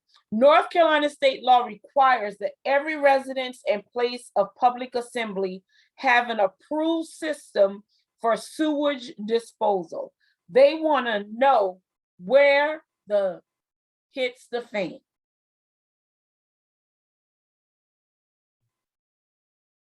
Approved systems include municipal systems, community systems, and on-site systems.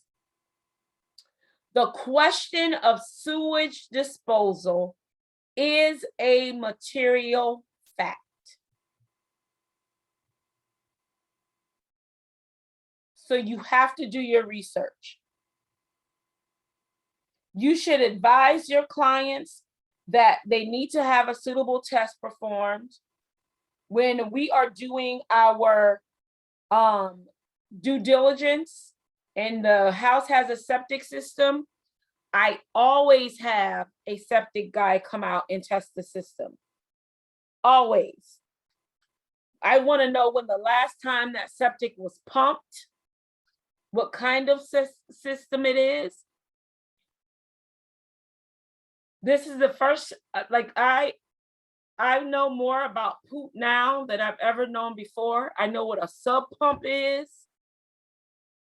Like you, let me tell you something. If you ever went into an older home that has a basement and it has a sub pump and that sucker is broken, the smell that comes out of that thing will kill a horse. I promise you, that is the worst. You can't hide it. Let me tell, Lord, one of the nastiest things I've ever had. This was the second deal that I closed on. It was an older home. It had a basement, a built-out basement. The house would have been really nice. But it was a walking disaster because I learned about permits. This man did the electrical in his basement himself. He had live wires everywhere. He painted over them with paint.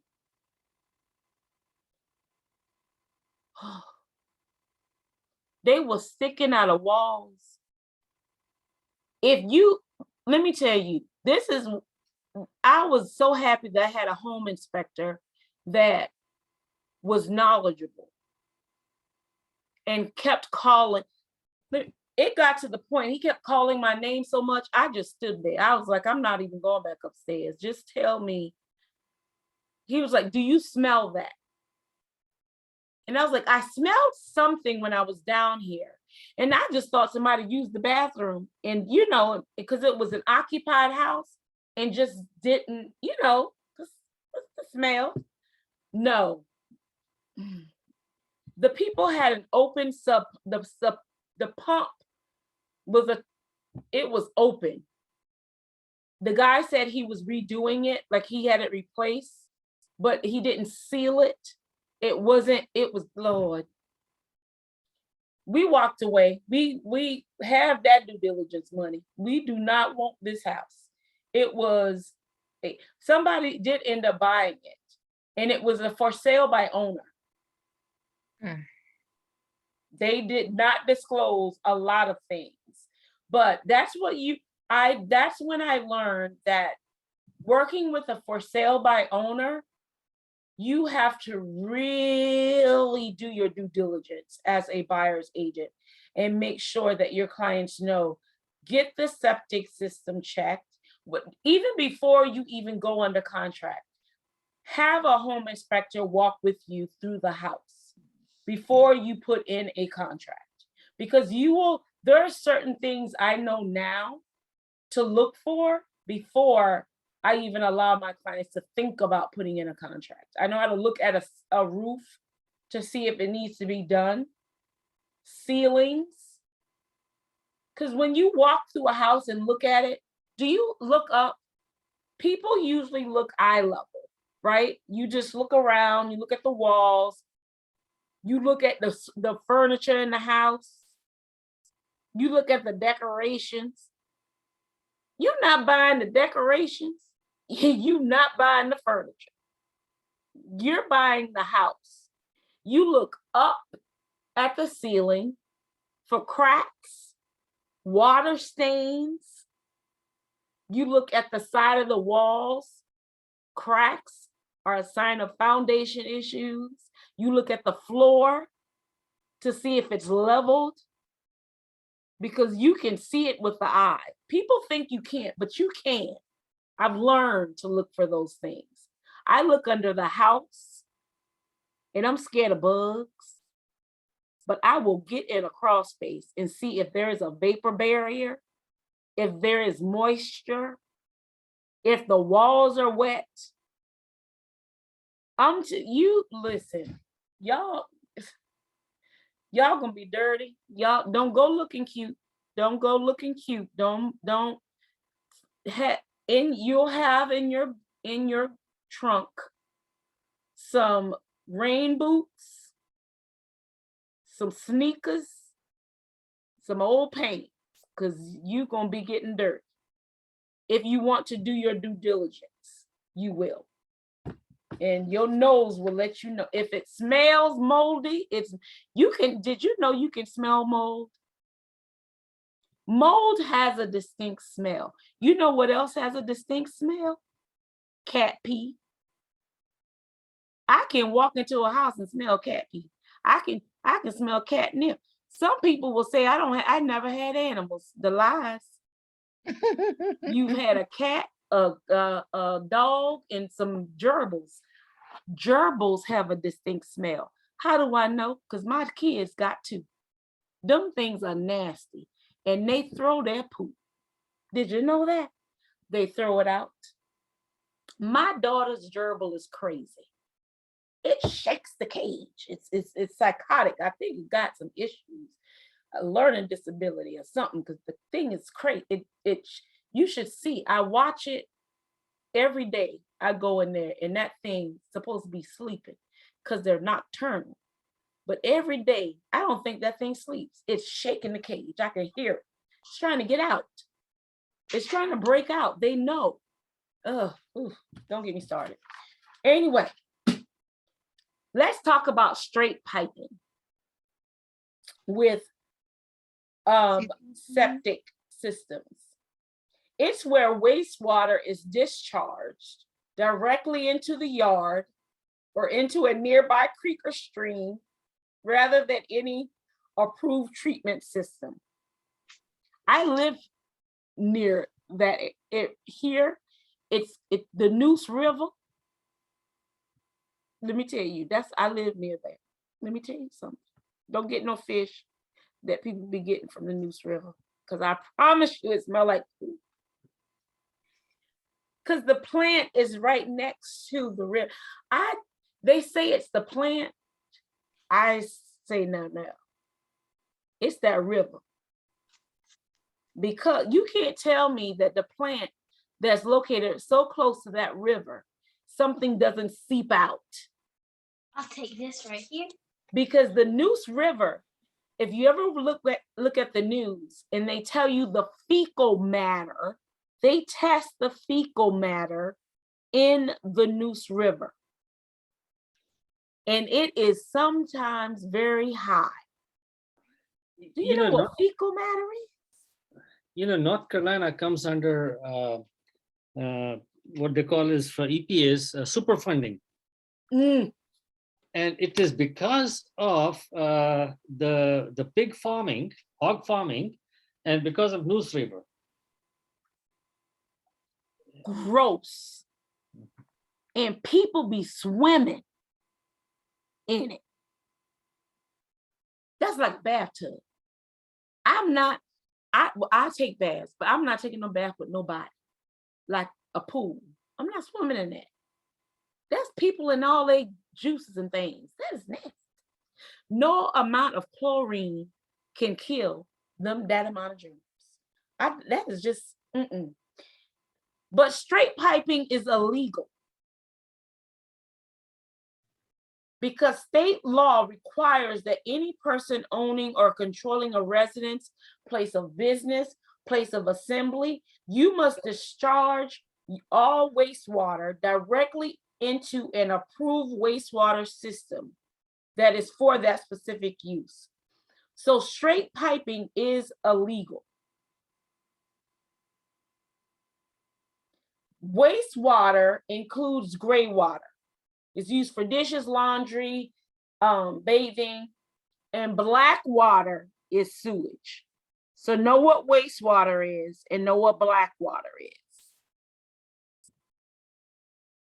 The existence of straight piping is also a material fact that you must disclose. If you know about it, you have to tell everybody about it.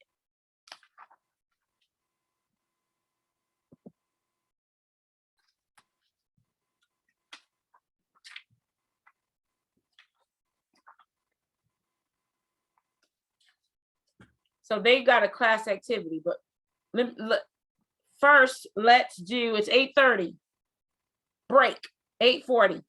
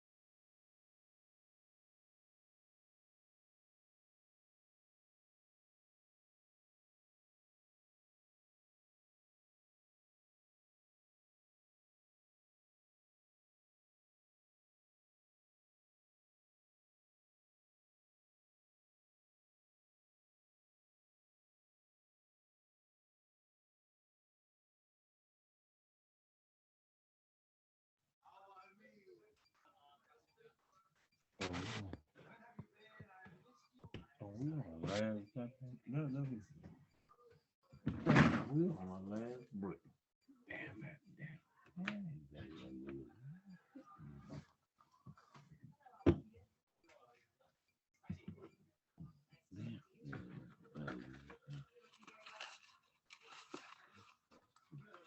I think my shit too.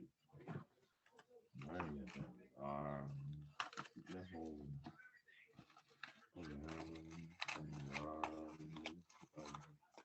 work while I was up there. I got work. Then when I ain't gonna know what.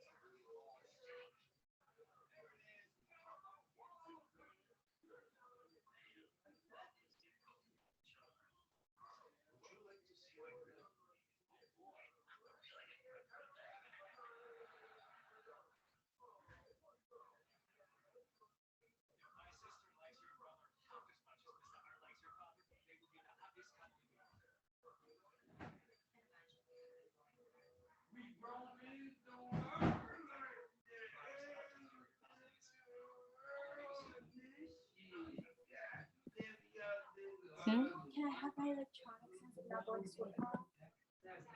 We will talk about it later. Bullshit out.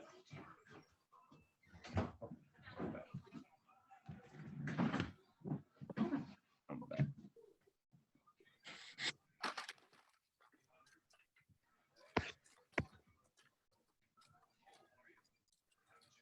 Are we ready to answer the question?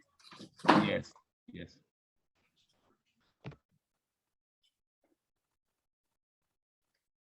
Sanjeev, I'm still over here eating these chocolate.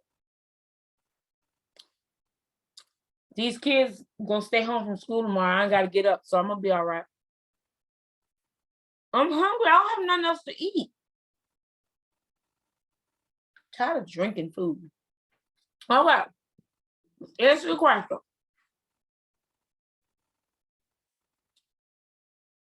Which of the following statements is true regarding North Carolina subdivisions?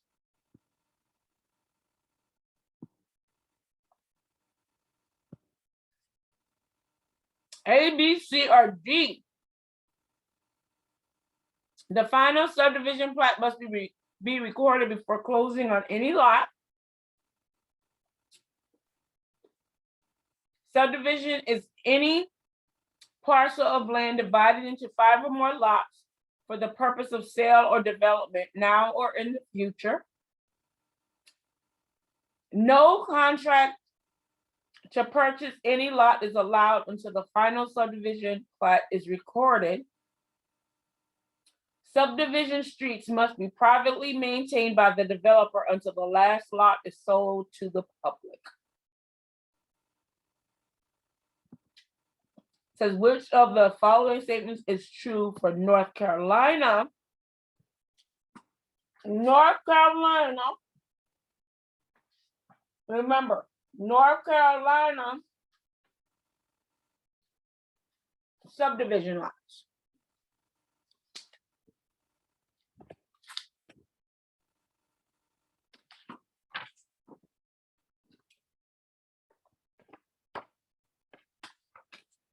Where was that?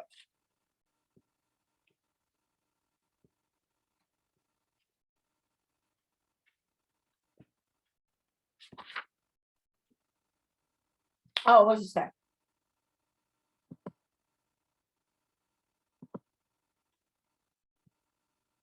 Remember, I said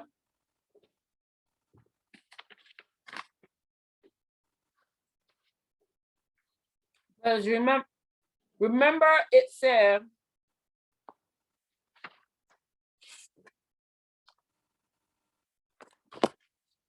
North Carolina now allows the acceptance of monies and contracts on subdivision parcels once the preliminary to the final plat map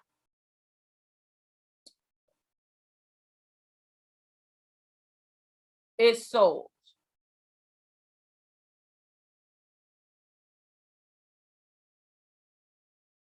So, can no contract to purchase any lot is allowed until the final subdivision plat is recorded? Because if this is saying that it allows the acceptance of monies and contracts and subdivision parcels once a preliminary, it's a preliminary. We're not, ooh.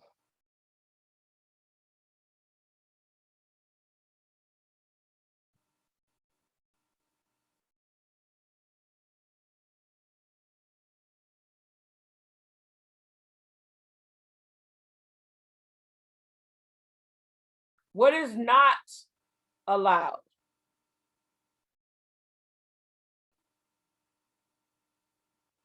It is A, the final subdivision plat must be recorded before closing on any lot.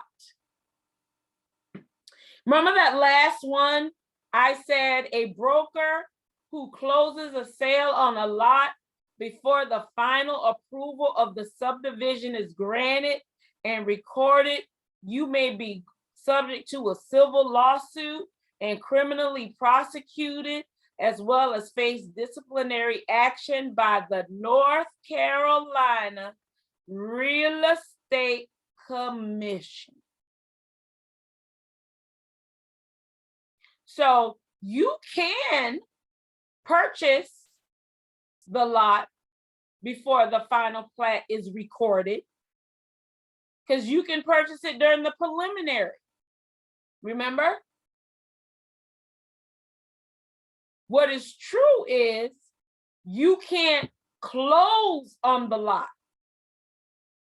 before it is recorded. Because closing means you getting money. The closing, the final purchase.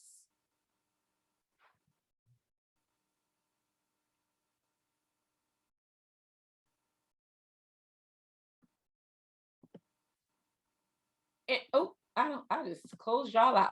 Remember when we are talking about strictly North Carolina.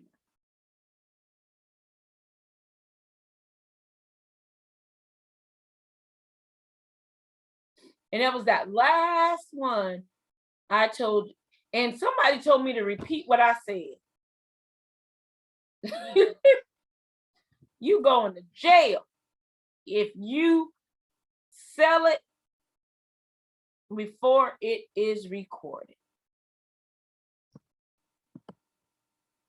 So let's go to the next one. Flood insurance. We talked about, remember we said the overlay in districts, zoning, overlay zoning. Talked about that flood insurance. It's a separate policy other than your homeowner's insurance. And it is not cheap.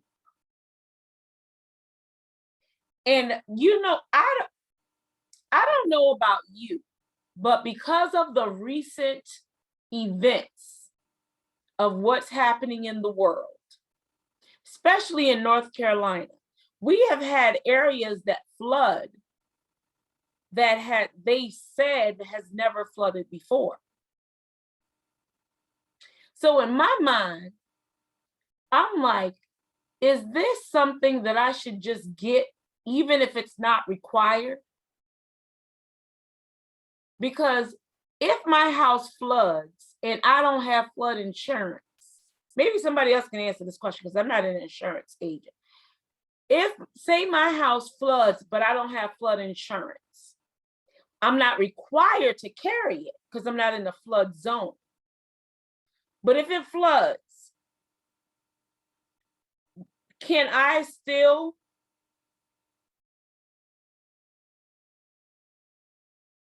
get paid from the homeowner's insurance if it doesn't have a flood insurance clause? Or am I just, I don't think so. Yeah, I don't think if it's like a natural disaster flood of like Mother Nature, mhm. I don't think so. But like, I think if like your dishwasher overflows or Yeah, that's right. something That like would be that. the only way. See, but so I think I'm gonna carry me some flood insurance just because we live on a hill, so my area, like we probably would never flood because I'm on the hill, so everything flows down. Even where my house is, my yard is flat, but my neighbor's yard is not. So it's like whatever the runoff goes into their yard, so it floods a little bit. If I were them, I would get flood insurance. Because the amount of rain that we've been getting. It's like with my nephew and London City. Not to keep talking about it, but they say right by the inlet part of and the houses are real up high. You know, like I was saying, it rained. It rained like 20 minutes. That city. But floods out. that's because that is something that is No well matter- known, right? Like that's something that happens. So in areas like that, you have to have flood insurance. It is required. I'm learning something. I'm Right? gonna ask them. I'm gonna call them out of the class and ask them about all these questions. No, but I'm sure it's required in those areas. Like even in, what is the name of the town? I want to say it's Graham.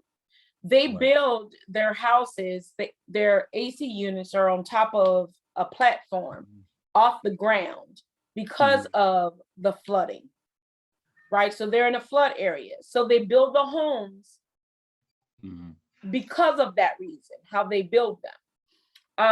But as a realtor, it is very important that you have FEMA as a favorite on your browser.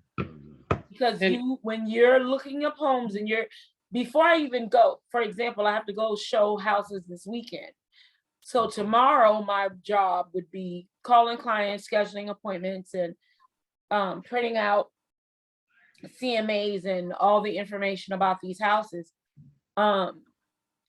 And I look up FEMA, like it's just on my browser. Like it's a favorite because I'm always using that. You're always using your county website for the septic systems because you always have to look up septic. You always have to look up deeds. You always have to look up and here's FEMA updates their systems a lot. So an area that someone may say 5 years ago was never a flood area doesn't mean that it didn't turn into one later on. So it's always updated. So always make sure that you check that. Don't ever say, well, because you've lived in that area, well, I've never known it to flood. Well, you don't know. It might still be in a flood area. Okay. You can also go to the county GIS system and look at the nearest water body and where you're going to build, and you can calculate how many feet it is above that level. Yes. So that'll give you a good insight. And that's another system that we have on your real estate firm will tell you to have on your favorites. There are certain sites that they tell us to always have on our Mhm. our favorites, just because it's things that I write them down on. I have a lot of these cards because you forget, right? So you want to make sure that you check. I just have it down here of systems that I check often I ordered me when I'm listing a house. it haven't came through the mail, not yet, not the the Barron's, the see I work, Barron's, the real estate card. Yes, And- they'll help you a lot in studying. I was just looking through mine. So And I went through this weekend with the Donaldson, with the T-chop with the numbers, and it's like a circle. I work hard this weekend. but yeah, I'm that T chart is going to help y'all a lot, but we won't get into that until after okay. the midterm. So in January, we're going to be hitting it hard. All right, I'm So- ready. Also know that FEMA produces maps and designates these flood areas and that are required under the National Flood Insurance Program, the NFIP.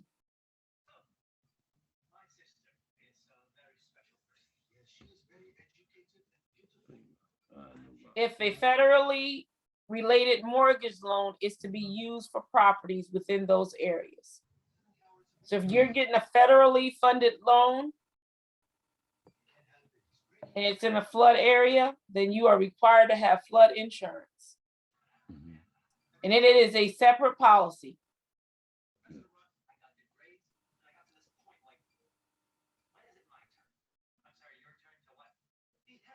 So it's separate from the NFIP that you can get through your local insurance agency. So you can just go to your insurance broker, same person that you get your homeowner's insurance, to get your flood insurance. And I do not give people, like you have people that you recommend, like I have this system that gives, like I just have like 3 choices, but I tell people to choose whomever's giving you the best rate. I can recommend 3, but it's whoever they choose.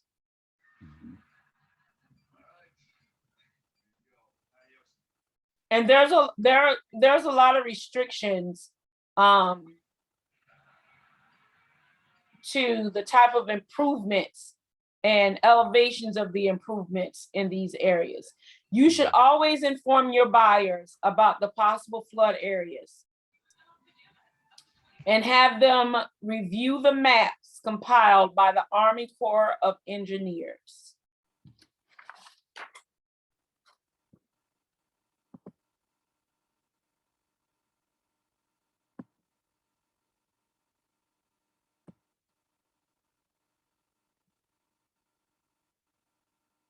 Private land use controls created by the developers. That's what comes with that's where our HOA comes from. The HOA is developed by the developers or property owners, but it's developed by the developer first. And once a certain amount of property gets sold, then the property owners own the HOA. But the rules that they develop must be reasonable, lawful, and not non-discriminatory.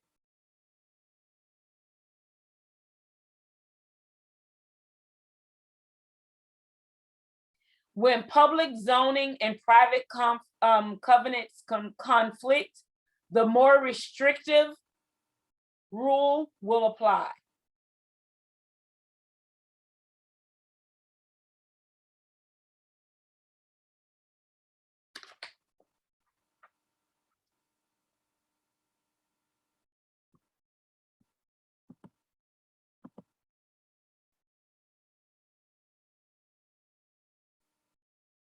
I don't even know if they,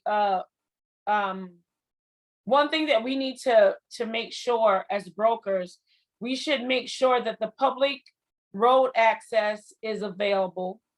I told y'all that was a material fact. We are expected to know the plan construction of any major highways that may be coming along. Remember that the cities have that 20-year plan, so they should know what should be coming up. So you should know what major highways that are going to be constructed. If you fail to disclose this, you can get this lead to disciplinary action by the commission.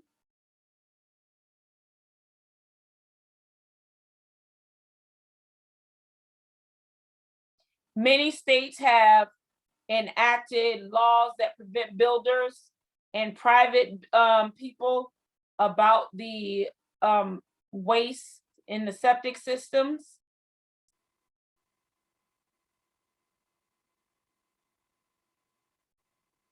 So they are environmental legislations.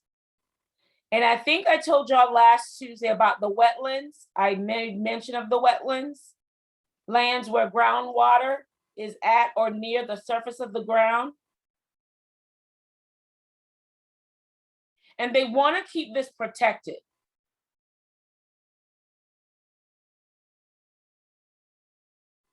Because it's very beneficial for the environment.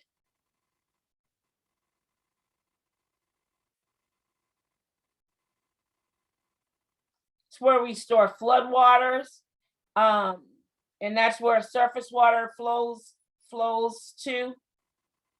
But it's also where flooding happens. So that's why you don't want to, purchase near wetlands. We have an area that they're built, the city. I live near, what is the name of the, oh my God, what is the name of the oh God, what is the name of that doggone, I live near Caterpillar. I don't know if you've ever heard of that. It's a plant, Caterpillar. So Caterpillar sold land that they purchased near 70 and 42 on the corner to the city. They gifted it to the city to use. So the city is now, there's a developer out there developing the land to build some property there. And they're, and they're going to build like these little buildings, and you can purchase them, right, for whatever use. But it's next to wetlands. So Caterpillar was smart. Now it's a tax write-off because they gifted this land. So oh, I'm gifting you this land. Yeah, it's a tax write-off because you realize it's next to wetlands and it's gonna flood, so you don't want to use it. So you give it to them. So I've had many people call me in regards to purchasing it because it's like 9 acres for one parcel, 7 acres for one. And I can't remember, I think the other one is like 3. But the big disclosure when you call the agent, oh, I must tell you, before you can get anything out, he says, I must tell you it's next to wetlands. Because it's a disclosure that you must tell everybody. So he makes sure that that's the first statement he says out of his mouth, because maybe he'll forget during the conversation. Another thing I want us to, it says avoid misrepresentation or omission of material facts. Recognize red flag issues. Be aware of current and potential flood issues. Be aware of planned highways, and always have consumers contact professional or legal advice on any questions. Do not practice law. We are not lawyers. Do not answer any questions pertaining to law. That's why I'm very particular about legal advice. Don't ask me nothing about legal advice. I have nothing for you. Another thing before we get into the questions that I want you to know of is the Americans with Disabilities Act, ADA. They recently mandated that all commercial buildings and other public buildings undergo remodeling to meet the standards of the American Disabilities Act. Because everybody should have access to move throughout these public buildings. So if you are to if you haven't remodeled already, they want them to remodel them. Any newly erected buildings must be follow this act, must be handicap accessible, but it does not apply to residential buildings.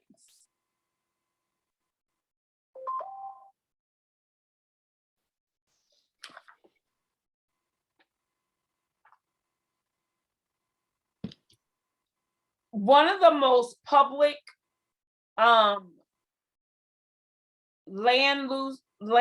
private land use controls are the restrictions imposed by the subdivision developers.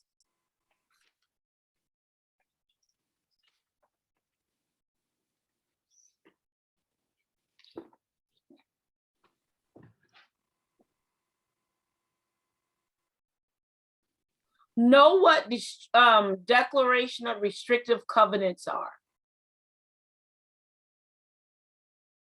And I think that's what you had, Sanjeev. Your developer established limitations on the right to use the land. So it wasn't an HOA, it was just a declaration of restrictive covenants. So it's a difference.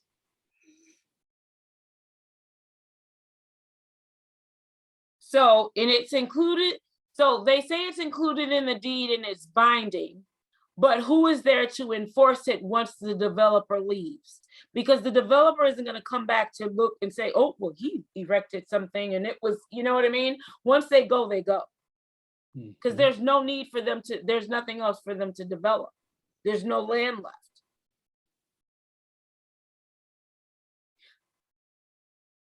Know what the definition of latches is.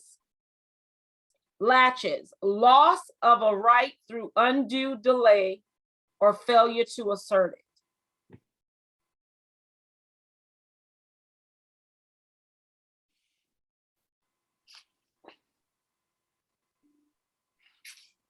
Here's on the offer to purchase. There's a section for the HOA that we have to review with our clients. So don't just simply send your clients the restrictive covenants. I want you to be in the habit of reviewing it with them, because you never want your client to call you back and say, I wasn't aware that I was only able to build a certain type of fence in the neighborhood. So always go through it with them. When you're talking about fencing, when you're talking about even the type of, they tell you the type of dogs that you can have in your neighborhood. You would be surprised what they have in these restrictive covenants. You don't want anything to be a surprise. So always review it with your clients. It's part of your due diligence. There may be something in there that may be a deal breaker for them. Under the North Carolina real estate license law, a licensee has a duty to avoid any misrepresentation regarding permitted land use.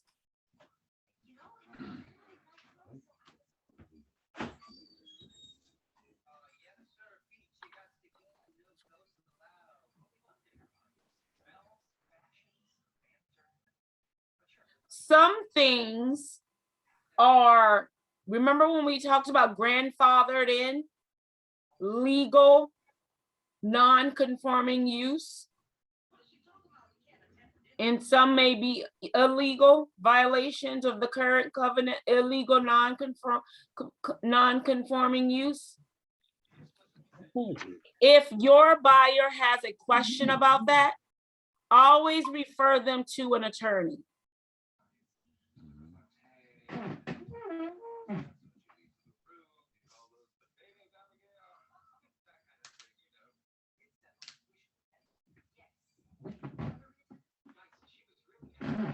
Government ownership.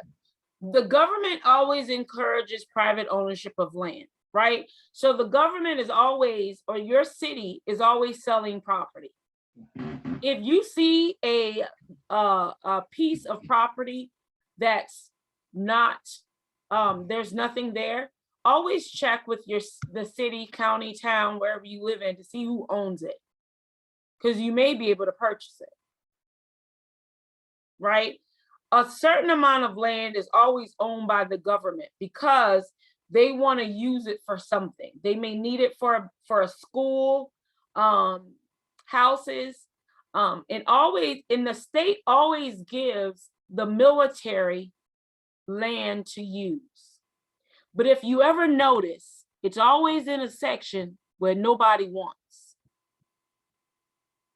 All of our military bases, well, I'll say this, all of the Air Force bases that I have been blessed to have lived on have been in farmland. Like cows, and like we've been stationed in California. That's where I had my 2 kids and my first 2. And it was in Travis Air Force Base, which is in Cali. People say California, Southern Cali. No, I was not in Southern California. I was near San Francisco, between San Francisco and Sacramento. People think California is like beach and sun and fun all the time. And it is not. They done bamboozled you on TV. That is in the movies. There are some cows and rats and things and all, like it's country. It's not all city life, believe me. Then we lived in Texas. You can't even get any more country than when we were. I'm talking about there were cows like blocking the road, like you had to stop for the cows across the street. That's where we were. It was good. I loved it. Then we were blessed to live in Turkey. Yeah. We weren't in Istanbul. I'll tell you that. I loved it. Don't get me wrong. It was the best place ever. Because who can say they lived in a foreign country? Like I loved it. Living abroad, amazing. But yeah, they don't give the military, the government doesn't they don't give away great land. They give you land that, yeah. So let's go to our questions. Let me see. Can I move this thing? All of the following statements are true regarding zoning, except, is zoning local in nature? It is. Remember I told you, there's not a national rule for zoning. Some municipalities have the power to regulate land use outside their corporate limits and ETJs. Remember I talked about ETJs? Is that true? That is true. Remember I told you 3 miles outside of the city limits, they can regulate, and they call them ETJs. Okay, how about this one? Zoning will prevail over any conflict with restrictive covenants. Melissa, tell them that is the one, right? That is not true. Why, Melissa? Any. Because that word any. It doesn't. It says whichever one is the more restrictive one prevails. So that absolute word in there makes it wrong. How about this one? A municipality establishes development goals through subdivision regulations, restrictive covenants, environmental regulations, a comprehensive master plan. A municipality establishes development goals through what? Think of things as a whole. Because you remember what a municipality is, city. So as a whole, we're not talking about small, we're talking about big. So what is it regulated through? I think it's D. It is D, it's that comprehensive master plan. We talked about that. Mhm. How about this one? Deed restrictions, private land use are a means by which local zoning laws are enforced. The planning commission controls the planning commission controls developers. Municipalities enforce building restrictions, or grantors control the future use of the ownership. Deed restrictions, private land use. Deed restrictions.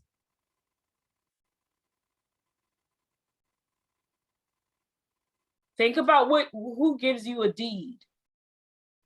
I think it's a D. Why? Why? Because it says the grantors. The grantors. And who gives you the deed? The grantors do. Exactly. See, you didn't even need to know about the planning commission. All of those things are local zoning laws are enforced. Those are true. But what got you was they talked about a deed, right? And who is what is in relationship to that deed, the grantor. Now we see how even if you don't know the information, how word association is helping you answer these questions. You know the definition of these words.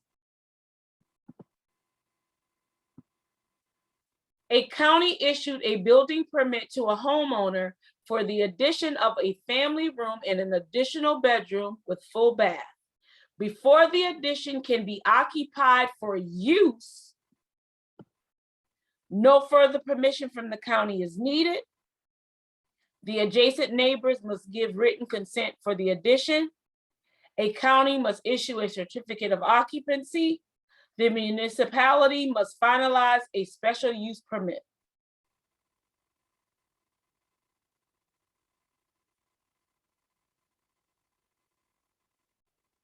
I go to the county, I'm building this addition, I get my permit. I'll go with D. I may be wrong. Listen, you already got a permit. You don't need us now. You don't need a special. You already have your building permit. Oh, you already have the bill. Okay, gotcha. I missed that. Yep, C. you already got your building permit. It's what, Amicia? C. C. Now they need a certificate of occupancy. You already built it. Now, because it can be occupied. Yes. yes, because once you got to be occupied, I got to go see if this thing. Yes, it has because to when be. they issue that certificate of occupancy, I know that that person went out to make sure that it was built properly. Mhm. Right? Yeah. When subdivision streets are privately owned and maintained, is what? A required disclosure of the developer on any resale transactions, a material fact that must always be disclosed, information that a broker must disclose only in new construction transactions, or D, information that is not critical to a buying decision. What is it? It'll always be disclosed. It must always be disclosed. It's a material fact. Must always be disclosed. All of those other ones are putting restrictions on when you disclose it. It's not restricted.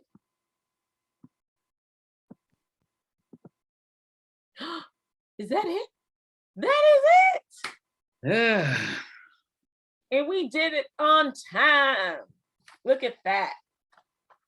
So one thing that I did not do was find the questions that Melissa told me that I needed to find. And I'm going to find them because I hate when I can't find stuff. And you know who I have here? Somebody's child came to visit. I don't like when these, let me tell you, my kids are 10, 11, and 14. I'm not used to these little kids that touch stuff. They just be touching on things and touching on stuff. Don't belong. Oh, hold on.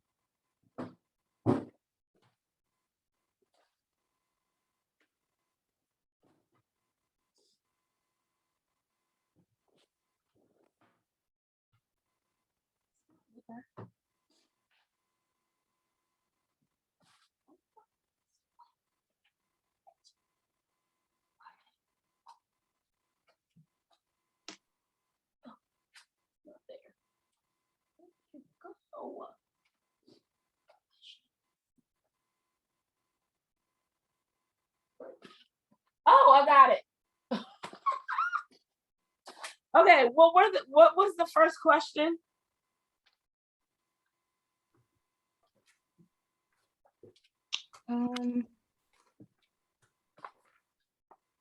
It is personal property attached to real property is prevented from becoming real property by which of the following?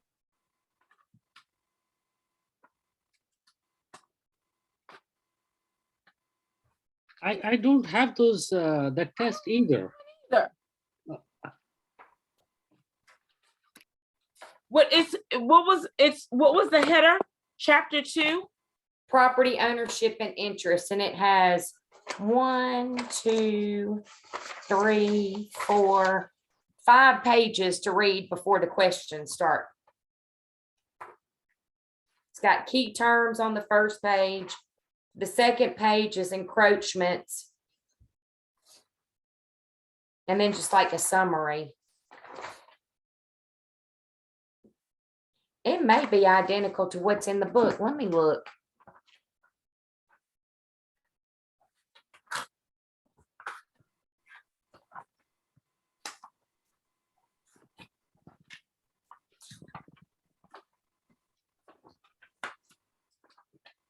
Nope, it's different. And I sent it to you? Well, yeah, I wouldn't have gotten it, another way. And it was, We went over them on you shared your screen and we went over them. oh, okay.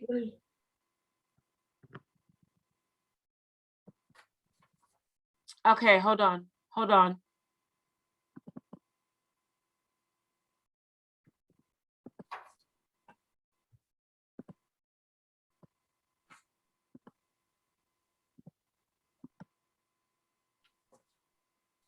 I thought we just went over the review questions from chapter 1 that way.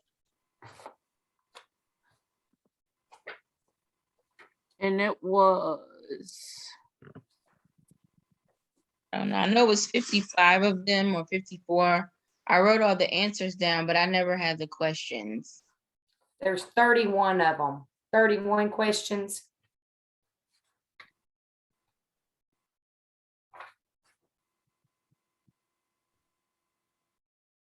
My f- hold on, let me see. I mean, if you can't find it. Most of them are questions that we've already done and talked about anyways, but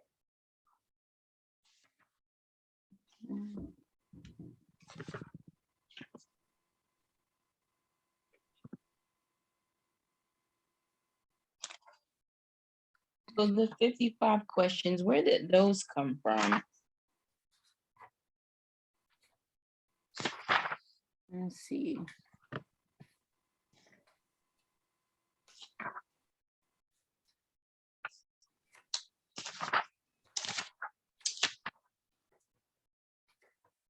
Review questions. There are a total of 53, I believe. Yeah, 53 questions. Yeah, which one are those? The first one is all of the following are separable ownerships in land except.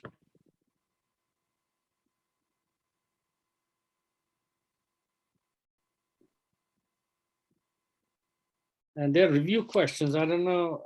This we went over in the class, but I'm not sure what.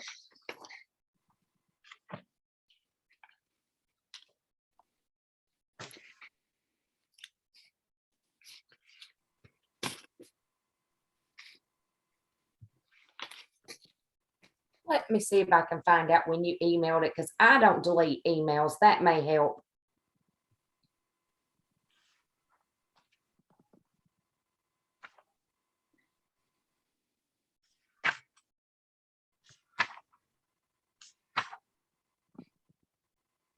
Sure. Mm.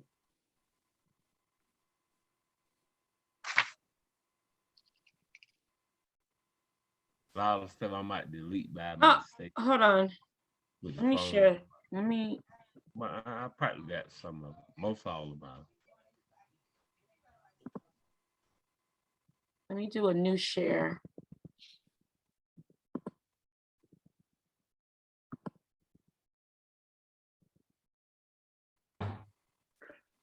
Is it this? Is it these questions? No, No. This one I have, but I don't know. I don't have the one Melissa is talking about. and I'm trying to find it in the email too.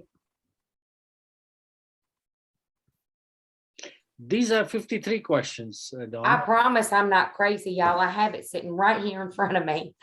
No, I'm not doubting you at all, because Oh, my. I sent so many. November Because 6th. I do.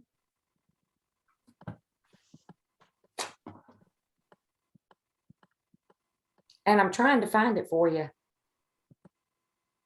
I've got that one you just showed, you sent out on November 16th. Mm-hmm.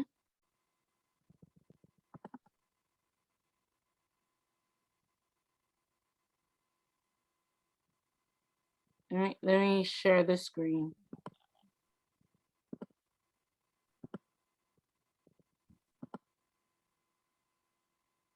Is it this one?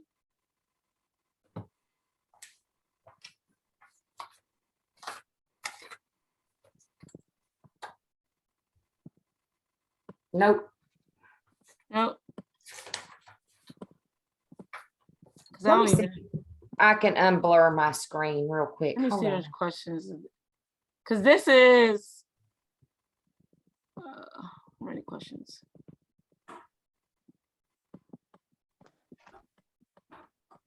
Because this is the 54. This is 53 questions. Okay, I unblurred my screen. Okay, let me see. How do I get back? Whoa, whoa, I'm not good with this. That's what the top of it looks like. That's the very first page. Oh, you know what that is from? That was from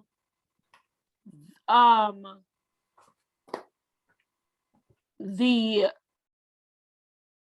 old book. That's what Okay, that is what that is from. And I will find it. and give you the answers to that one. I'm gonna look for it tonight and I'll give it to you. I know what I know what you're talking about now. I know what that now I gotta find it. It's and the reason why I'm not finding it because it's not in my documents, it's in my downloads. Okay. That's why. So now I gotta go and look at my downloads. So I'll find it. I'll send it to you. Okay. Now I know what you're talking about. Thank you. Any more questions?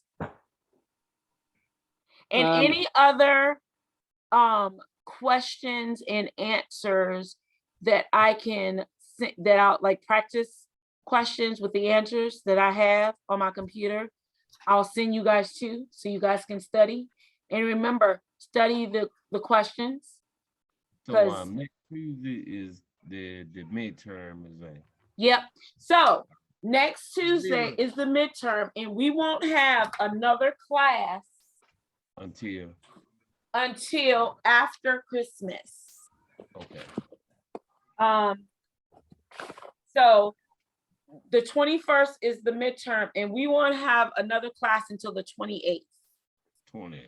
All right. Gotcha. So 21st, how many hours is the midterm? The midterm is 100 questions. Okay. So for 3 hours? So how long it takes you to take the midterm, you can leave right after you finish.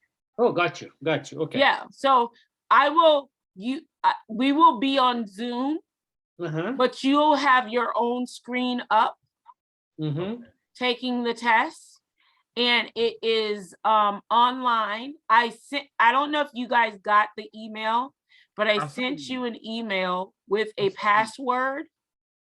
I haven't got the password. If you don't, I'll send it out again, and it will allow you access. I haven't shared the test yet. I'm not going to share it until the 20 when we start. I'll share it then. So we will log on to Zoom. You log on to Zoom, but on another screen, because like you can, how I do, like I have Zoom up, but half the time I'm looking at another screen. Okay. You know what I mean? Like it's up. I can still see you, but I'm doing something else. I may not even be looking at y'all, but I can hear you. But you can have another screen open and do the test. Yeah. But I'm watching you to make sure that you're not looking at a piece of paper.